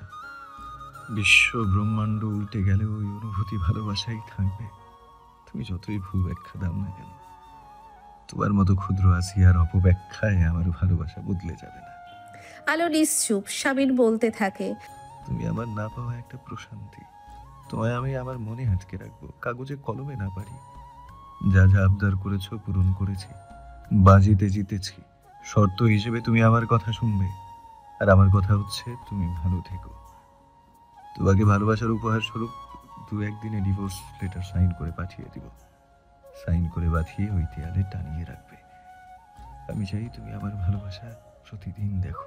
আলো কিছু বলতে যাবে, শামিন আলোর মুখ চেপে ধরে। তারপর বলে, চুপ। আমি এত তোমার হৃদয় প্রশান্তি করা কথা বলে যাচ্ছি, তোমার কান কি শান্তি পাচ্ছে না? বলো, কেন এখন আমাকে যন্ত্রণা দিতে কথা বলতে চাইছো? কিচ্ছু শুনতে চাই না আমি তোমার থেকে। আমি পারবো না, আমার ক্ষমতা নেই। উল্টো পাল্টা কথা বলে আর আমাকে যন্ত্রণা দিও না আসিয়া। কয়েক মুহূর্ত পরে আলোর মুখ থেকে শামিন হাত সরিয়ে নিয়ে আলোর দিকে কিছুক্ষণ তাকিয়ে থাকে। তারপর আলোর গালে আলতো করে হাত বুলিয়ে তার কপালে লম্বা সময় ধরে একটা চুমু খায়। আলো চুপ করে দাঁড়িয়ে থাকে। শামিন আবারও আলোর চোখে চোখ রেখে মৃদু স্বরে বলতে থাকে, সবকিছু অনেক বেশি সুন্দর হতে পারতো আসিয়া, অনেক বেশি রঙিন, কিন্তু তুমি বর্ণান্ধ। রঙের গুরুত্ব তুমি বুঝতেই চাচ্ছ না। তোমার নারী সত্তার অনুভূতিকে সম্মান জানাতে আমি আমার জীবনের সব থেকে বড় ত্যাগ স্বীকার করলাম। নয়তো স্বামীনের জিনিস স্বামীন ইহো জন্মে ছাড়ে না। কথাটা বলে শামিন আলোকে ছেড়ে দেয়। আলো চুপচাপ দাঁড়িয়ে থাকে শামিনের দিকে তাকিয়ে। শামিন আলোর ঘরের দরজা খুলে চলে যায়। দীর্ঘ সময় আলো নিজের স্থানে দাঁড়িয়ে থেকে বিছানায় ধপ করে বসে পড়ে। আপনার স্ত্রীকে আপনি ডিভোর্স দেবেন? কাজী শামিনের দিকে তাকিয়ে আছে। শামিন একটা চেয়ার টেনে বসে গম্ভীর কণ্ঠে বলল, প্রথমত আমাকে আপনি করে বলবেন না, আমি আপনার ছেলের বয়সী। কাজী বিনয়ী হয়ে বলে, তুমি কেন ওকে তালাক দিতে যাচ্ছ? জরুরি তালাক দেয়াটা। আপনি কাগজপত্র রেডি করবেন। কত সময় লাগবে? বেশি দেরি হবে? কাজীর হতভম্ব ভাব কাটছে না। সে বলে, কিছুক্ষণ আগে তুমি পুনরায় মেয়র নির্বাচিত হলে, আর তুমি এখন এসেছো বউ তালাক দিতে? কেন, কি করেছে তোমার বউ? ও কিছু করেনি, আমি করেছি। কি করেছো? ওকে বিয়ে করেছি। কাজী শামিনকে খুঁটিয়ে খুঁটিয়ে দেখে। সেই শামিন আর এই শামিনের মধ্যে বিস্তর ফারাক। এই শামিনী আশারের চোখে সেদিন হিংস্রতা দেখেছিল, আজ দেখেছে উদাসীন দুটি চোখ। শামিন বলে ওঠে, বেশি দেরি হবে আঙ্কেল? কাজী মাথা নাড়িয়ে বলে, 2 দিন লাগবে। শামিন একটা গভীর নিঃশ্বাস ফেলে। তারপর কাজীর টেবিলের ওপরে একটা ঢেকে রাখা পানির গ্লাসে চোখ যায় তার। কাজীর দিকে তাকিয়ে শুকনো গলায় বলে, পানিটা কি ভালো? আমি খেতে পারি? কাজী মাথা নাড়িয়ে গ্লাসটা শামিনের দিকে এগিয়ে দেয়। শামিন ঢক ঢক করে গ্লাসটা খালি করে উঠে দাঁড়ায়। কাজীর দিকে তাকিয়ে নিস্তেজ কণ্ঠে বলে, কাগজপত্র রেডি রাখবেন। চেয়েছিলাম মিউচুয়াল ডিভোর্স দিতে, কিন্তু অত সময় অপেক্ষা করতে ইচ্ছে করছে না, ওর কষ্ট হবে। কথাটা বলে শামিন ধীর পায়ে হেঁটে কাজী অফিস থেকে বেরিয়ে আসে। কাজী ফ্যাল করে শামিনী আশারের যাওয়া দেখে। বসার ঘরে ঋতু সোফায় গা এলিয়ে দিয়ে বসেছিল।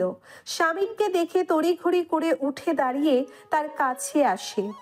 শামিনের দৃষ্টি দেখে সে থমকে যায়, উৎকণ্ঠা নিয়ে বলে, কি হয়েছে ভাইয়া? শরীর খারাপ আপনার? চোখ এমন লাগছে কেন? কেমন লাগছে? সারাদিনে কিচ্ছু খাননি? আমি আপনার জন্য বসে আছি, আসুন খাবেন। শামিন ব্ল্যান্ড হেসে ঋতুর মাথায় আলতো করে হাত বুলিয়ে দিয়ে সিঁড়ির দিকে যেতে যেতে বলে, খেয়ে নাও তুমি। চুনু কাকার দোকান থেকে একটা ভেজিটেবল রোল খেয়েছি আমি। ঋতু থমথমে মুখ নিয়ে শামিনের যাওয়া দেখে। ওই শুভ্র পাঞ্জাবি গায়ে বলিষ্ঠ শরীরের মানুষটার জন্য তার ভীষণ কষ্ট হচ্ছে। ভীষণ উত্তপ্ত দুপুর, গরমে ঘেমে নিয়ে একাকার হয়ে দাঁড়িয়ে আছে। ওড়না দিয়ে মুখ মুছে এদিকে ওদিকে তাকাই আলো। হিয়া বলে, চল, রিস্কার জন্য দাঁড়িয়ে থেকে লাভ নেই, আজ বোর্ড পরীক্ষা। সবাই হাই স্কুলের সামনে গিয়ে বসে আছে বোধহয়, মাত্র 15 মিনিটের রাস্তা, চল হেঁটেই যাই। আলো ক্লান্ত চোখে হিয়ার দিকে তাকিয়ে নিষ্প্রাণ গলায় বলে, চল। দুজনে হাঁটতে থাকে। কিছু পথ যেতেই নীরবতা ভেঙে হিয়া বলে ওঠে, শেষ পর্যন্ত তোর সিদ্ধান্তই থাকলো, কি বলিস? আলো চুপ করে থাকে। হিয়া বলে ওঠে, মা সব সময় আমাকে বলতো একটু আলোর মতো হতে পারিস না। তখন আমিও ভাবতাম, ইস আমি যদি তোর মতো হতে পারতাম, কিন্তু এখন আমি মোটেও তোর মতো হতে চাই না। ভয় হয় আমার তোকে দেখলে। আলো এখনো নিশ্চুপ। হিয়া আলোর নীরবতা দেখে তার দিকে তাকায়। কলেজের গেটের ডান পাশে সৈকত নৌসিনের হাত ধরে দাঁড়িয়ে আছে। নৌসিন কোনো নড়াচড়া করছে না, কিন্তু তার চোখে মুখে ভয়ের ছাপ স্পষ্ট। আলো সেদিকে তাকিয়ে আছে। হিয়া পাশ থেকে বলে, এই আলো, তুই কি এখন আবার ঝামেলা করবি? দেখ ওটাও বুঝে নেবে। তখন এত করে নিষেধ করলাম প্রেমের প্রস্তাব গ্রহণ না করতে, শোনো না। আমার আর ভালো লাগছে না তোকে ঝামেলায় পড়তে দেখতে। চল গেটের ভেতরে চল। হিয়া আলোকে তাগাদা দেয়। সৈকতের সাথে দিঘির পাড়ের ঘটনার কথা মনে পড়লেই তার পুরো শরীর এখনো অসাড় হয়ে যাচ্ছে। ওই দিন কেউ না পৌঁছালে তার অবস্থা খুব খারাপ হতে পারত। সে ইহজনমে সৈকতের চোখের সামনে পড়তে চায় না। কি রে, বিয়ে ঠিক হয়েছে নাকি তোর? তা তোর হবু স্বামীকে বলে দেব আমি তোর কোথায় কোথায় শুয়েছি, বলে দিব কোথায় কোথায় তিল আছে। জড়ানো কিন্তু তেজি কণ্ঠে নৌসিনের হাতের কবজি চেপে ধরে সৈকত বলতে থাকে। নৌসিনের চোখ বেয়ে গড়িয়ে পড়া 2 ফোঁটা তরল দেখে বোঝার উপায় নেই সে ভেতরে ভেতরে গলা কাটা মুরগির মতো তরপাচ্ছে। আবেগের বশে একটা ভুলের জন্য তার জীবনের চরম প্রতিদান দিতে হবে। তার নিস্তার নেই এই জানোয়ারটার থেকে। নৌসিন চেঁচাতেও পারছে না, ঝাপসা চোখে এদিক ওদিক তাকাচ্ছে। কানের কাছে সৈকতের বলা কথাটা প্রতিধ্বনিত হচ্ছে, বলে দিব নৌসিন, বলে দিব। আলো হিয়ার হাত ছাড়িয়ে দিয়ে সৈকতের দিকে এগিয়ে যায়। গিয়ে সৈকতের হাত থেকে নৌসিনের হাত ছাড়িয়ে নিয়ে নৌসিনকে আগলে নেয়। তারপর নৌসিনকে ধমকের সুরে বলে, চেঁচাতে পারিস না স্টুপিড। নৌসিন ভয়ে গুটিয়ে গিয়েছে। সৈকত একটা গভীর নিঃশ্বাস ফেলে বলে, এখান থেকে যা। ঠান্ডা গলায় বলে আলো। সৈকত বলে ওঠে, আমির মতো বেশ সাহস না তোর? আমি 1 2 3 গুনবো। এখান থেকে যাবি সৈকত, নয়তো আজ ভয়াবহ কিছু হয়ে যাবে। তাই নাকি? কি হবে দেখা। নৌসিন খপ করে আলোর হাত ধরে বলে, ওর নেশা করে আছে আলো। আলো নৌসিনের থেকে হাত ছাড়িয়ে নিয়ে সৈকতের দিকে কিছু মুহূর্ত চুপ করে তাকিয়ে থেকে পায়ের জুতা খুলে মারতে শুরু করে। মুহূর্তেই ভিড় জমে যায় কলেজের সামনের রাস্তাটায়। কিছু ফার্স্ট ইয়ারের মেয়েরাও এসে আলোর সাথে সমান তালে পেটাতে থাকে সৈকতকে। নৌসিন একটু সাহস পায়, তীব্র ঘৃণা নিয়ে চেঁচিয়ে বলে ওঠে, পেটা, আরো পেটা। সৈকতের কানে নৌসিনের সেই চিৎকার পৌঁছয়। হিংস্র জানোয়ারের মতো নৌসিনের দিকে তাকিয়ে থাকে সৈকত। নৌসিনের চোখ বেয়ে অঝোর ধারায় পানি গড়িয়ে পড়তে থাকে। অবস্থা বেগতিক দেখে হিয়ায় সে আলোকে পেছন থেকে চাপটে ধরে সরিয়ে নেয়। বেশ কিছু লোক এসে পরিস্থিতি সামলানোর চেষ্টা করে, তবে উচ্চবাচ্য বলে না সৈকতকে। সবাই খুব ভয় পায় নতুন এই ত্রাসকে। সৈকত গা ঝাড়া দিয়ে নৌসিনের দিকে তীক্ষ্ণ দৃষ্টি দিয়ে এক পলক তাকিয়ে থেকে বাইক স্টার্ট করে চলে যায়। শামিন কিছু কাগজপত্র দেখছিল। সীতারার ডাকে তার দিকে তাকিয়ে অস্ফুট স্বরে বলে, গরু গুজাতে এসেছিল। অগোছালো তো কিছু নেই আমার জীবন ছাড়া। ঠান্ডা গলায় শামিন কথাটি বলে নিজেই বেশ অবাক হয়। এসব কি ধরনের কথা বলছে সে সীতারাকে? সীতারা মৃদু স্বরে বলে, দুল ঝাড়তে পাঠিয়েছে মেজবাবি। ঝাড় তাহলে, স্বামীন আবারও কাগজে মন দেয়। সীতারা ঘর গোছাতে গোছাতে স্বামীনের ড্রেসিং টেবিলের সামনে দাঁড়িয়ে অনেকটা সংকোচ নিয়ে নিচু স্বরে বলে, এগুলো এখান থেকে সরিয়ে ফেলবো ভাইজান। কোনগুলো? স্বামীন না তাকিয়েই জিজ্ঞেস করে। সীতারা আগের থেকেও নিচু স্বরে বলে ওঠে, বড় ভাবির সাজার জিনিস। স্বামীন মাথা তুলে তাকায়। তার ড্রেসিং টেবিলের সামনে এখনো আছিয়ার অব্যবহৃত প্রসাধনী অযত্নে পড়ে আছে, যা কখনো ওই মেয়েটা ছুঁয়েও দেখেনি। স্বামীন একটা গভীর নিঃশ্বাস ফেলে বলে, না, এগুলো ওখানে থাকুক, দেখতে ভালো লাগছে। সীতারা আর কিচ্ছু বলে না, ঘর পরিষ্কার করে দিয়ে চলে যায়। স্বামীন আবারও কাগজ থেকে চোখ সরিয়ে ড্রেসিং টেবিলের দিকে তাকায়। অপলক তাকিয়েই থাকে সেদিকে। কুকুর ভাগ্য বলে যদি কিছু থাকে তাহলে আলোর ক্ষেত্রে শব্দটা প্রযোজ্য। তার কুকুরে ভীষণ ভয়।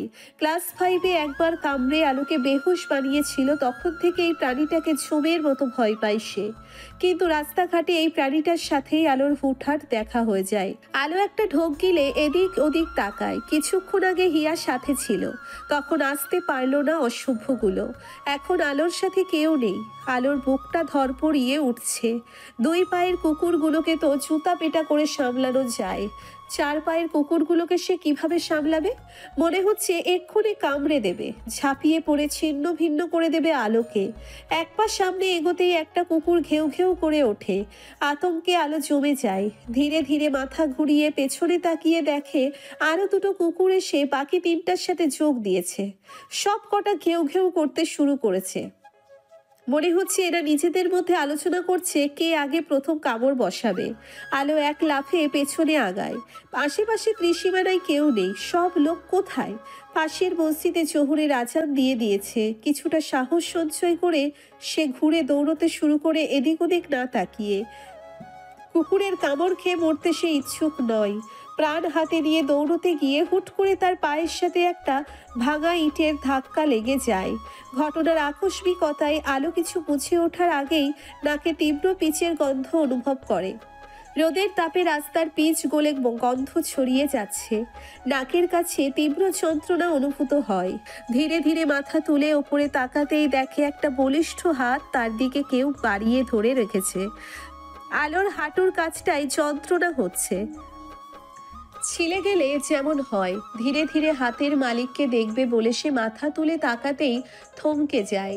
অসহায়ের মতো এদিক ওদিক তাকিয়ে কি মনে করে হুট করেই স্বামীনের হাতে হাত রাখে। স্বামীন গম্ভীর মুখে টেনে তোলে আলোকে। নাকে বাড়ি খেয়ে নাকের ডান পাশের ছিদ্র থেকে রক্ত ঝরছে। হাঁটুর কাছটা ছিলে গিয়েছে। নতুন চুড়িদারটা রক্ষা পায়নি। লজ্জায় আলো গুটিয়ে যায়। প্রকৃতি তাকে ক্ষণে ক্ষণে মুখ থুবড়ে পড়ার ব্যবস্থা করে দিচ্ছে। স্বামীন আলোর দিকে না তাকিয়ে দূরে দাঁড়িয়ে থাকা কুকুরগুলোর দিকে এগিয়ে যায় 2 কদম। কুকুরগুলো উল্টো পথে দৌড়ে যায়। আলো ব্যথাতুর শরীরে অবাক হয়ে তাকিয়ে থাকে। স্বামীন যেন আলোর মনের কথা বুঝে যায়। নিচু স্বরে বলে ওঠে, ওরা আমার স্বজাতি, তো আমাকে খুব মানে। আলো মাথা তুলে স্বামীনের দিকে তাকায়। স্বামীন মাথা ঘুরিয়ে আলোর দিকে তাকাতেই দুজনের চোখাচোখি হয়। আলো চোখ নামিয়ে নেয়। স্বামীন তাচ্ছিল্যের সাথে বলে, তোমাকে ফলো করছিলাম না, আমাকে অপবাদ দিও না, এখানে কাজ ছিল। কাজ? মহিলা কলেজের সামনে? হুট করে আলো নিচু স্বরে জিজ্ঞেস করে বসে। স্বামীন ঠান্ডা গলায় বলে, না, মহিলা কলেজের পাশে, কাজী অফিসে। আলো পুনরায় মাথা তুলে তাকায়। কৌতূহলী হয়ে না চাইতেও বলে ওঠে, কাজী অফিসে কি বিয়ে করছেন নাকি? স্বামীন এক পলক আলোর দিকে তাকিয়ে বলে, আমাদের ডিভোর্সের কাগজপত্র গোছানো হয়েছে কিনা খোঁজ নিতে এসেছি। কাজীর নাতি হসপিটালে, আজ হবে না, তোমার দুর্ভাগ্য। আলো স্বামীনের চোখের দিকে তাকিয়ে থাকে। স্বামীন আলোর দৃষ্টি উপেক্ষা করে ধীর পায়ে এগিয়ে যায়। হঠাৎ করে আলোর ভীষণ রাগ হতে শুরু করে। এতটা আঘাত পেয়েছে আলো, লোকটা ভদ্রতা করেও একবার জিজ্ঞেস করলো না আলোর ব্যথা করছে কিনা। আগে তো আলো না চাইতেও ব্যথা পেলে কোলে নিয়ে দৌড়াদৌড়ি করত। খুব রাগ হচ্ছে। কেন হচ্ছে তার উত্তর আলোর জানা নেই। পেনকিলার নিয়েছিস? রেহেনা এসে আলোর মাথার কাছে বসে। আলো চোখ মেলে মায়ের দিকে তাকিয়ে বলে, নিয়েছি, জ্বর আসছে সম্ভবত। রেহেনা কিছুক্ষণ মেয়ের মুখের দিকে তাকিয়ে থেকে বলে ওঠে, একটা বার ভেবে দেখবি মোনা, শেষবারের মতো। রেহেনা যখন আলোর কাছে বিশেষ কোনো আবদার করতে চায় তখন মনা বলে সম্বোধন করে। আলো নিশ্চুপ হয়ে থাকে। রেহেনা বলতে থাকে, তুই রেখে যাস না মা, অশিক্ষিত বাঙালি মায়ের মন তো তাই মানছে না। কথাটা বলে রেহেনা শাড়ির আঁচল দিয়ে চোখের পানি মোছে, তারপর বলে ওঠে, কোনো মানুষ কি আবেগ, রাগ, জেদ, প্রতিহিংসা, পরায়ণতা ভুলে উঠবে? তুই আমাকে দেখ, এমন একটা মানুষ। আলো চুপ করে মায়ের কথা শুনতে থাকে। রেহেনা আলোর নির্জীবতা দেখে একটা দীর্ঘশ্বাস ফেলে উঠে দাঁড়ায়। দরজার বাইরে আতায়ুর আলম দাঁড়িয়ে ছিল। রেহেনা নিজের স্বামীকে দেখে কয়েক মুহূর্ত দাঁড়ায়, তারপর চলে যায়। আজকে ডেলিভারি দিয়ে আর কাজ নেই, আমি অর্ডার নেইনি। আমার সেকেন্ড ইন কোর্স এক্সাম কাল। আজ ইউনিভার্সিটি যাচ্ছি, তোমরাও চলে যাও। সবকিছু গুছিয়ে নিয়ে আলো নিস্তেজ কণ্ঠে বলে সবাইকে। সিঁড়ি বেয়ে উপরে উঠে হিয়া আলোকে ডাকতে থাকে। আলো ঘুরে তাকায়। হিয়া বলে, আজ মশলার ডেলিভারি দেওয়ার ছিল, তুই আচার দিয়েছিস কেন? সব খেয়ে বসে আছিস? তাই তো, ডেলিভারি বয় চলে গিয়েছে, দাঁড়া আমি চেঞ্জ করে দিচ্ছি। বিউটি বলে ওঠে। সবাই কাজে ব্যস্ত হয়ে পড়ে। হিয়া এগিয়ে আলোর সামনে এসে দাঁড়ায়। খুঁটিয়ে খুঁটিয়ে আলোকে দেখে বলে ওঠে, কি ব্যাপার বলতো, কি হয়েছে তোর? কি হবে? আমতা আমতা করে আলো। হিয়া বলে ওঠে, দুদিন ধরে বেশ খেয়াল করছি অন্যমনস্ক থাকিস তুই, কেমন কেমন করে কথা বলিস। আঙ্কেল হেরেছে বলে?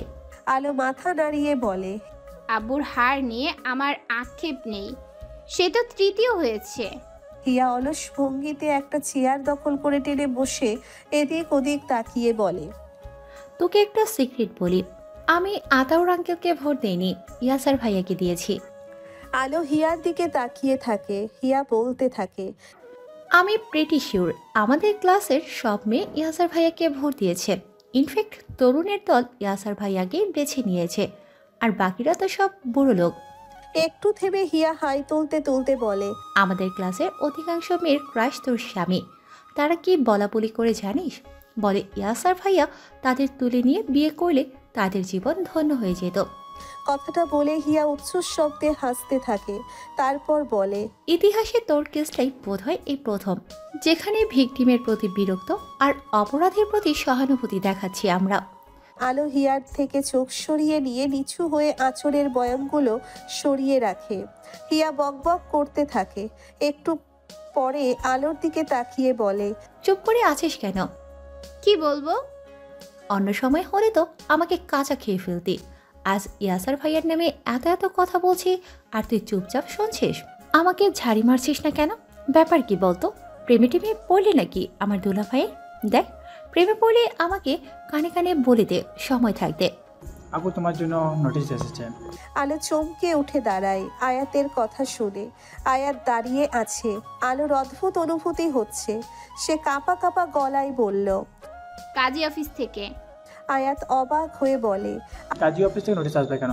ব্যাংক থেকে এসেছে তোমার ডিপোজিটের। আলো একটা লম্বা নিঃশ্বাস ছাড়ে। হিয়া আলোর অস্বাভাবিক আচরণ পর্যবেক্ষণ করতে থাকে। ফিসফিসিয়ে রবিকে বলে সাদিক। রবি বিরক্ত ভঙ্গিতে মাস্ক পরে নেয়। রোদের তাপে কপাল থেকে টপ টপ করে ঘাম বেয়ে নামছে। মেজাজ যথেষ্ট খারাপ।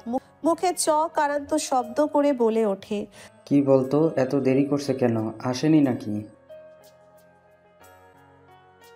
সাদিকের কথা শেষ হলে রবি এদিক ওদিক তাকায়। কলেজের গেটের বাইরে এতগুলো পাখির মধ্যে তাদের টার্গেটকে খুঁজে বের করা ভীষণ কষ্টসাধ্য ব্যাপার। হাতের ছোট বোতলটার দিকে এক পলক তাকিয়ে বোতলটা আবারও আড়াল করে ফেলে সে।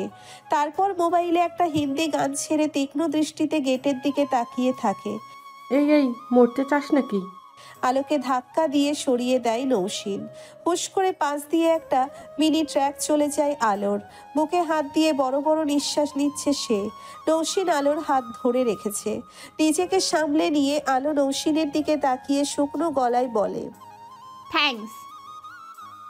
নৌশিন আলোর হাত ধরে বলে, কি হয়েছে তোর? পুরো ক্লাসে অন্যমনস্ক ছিলি, একটু হলে আজ ট্রাকের নিচে পড়ে মরতি। সমস্যা কোথায়? আলো মাথা নাড়িয়ে অস্ফুট স্বরে বলে, কিছু না। নৌশিন হুট করে আলোর কপালে হাত দিয়ে বলে, গা গরম তোর, চল তোকে রিকশায় তুলে দেই, মোড়ের মাথা থেকে চল। দুজনে হাঁটতে থাকে। কিছুক্ষণ পরে আলো বলে ওঠে, সৈকত তোকে আর বিরক্ত করছিল?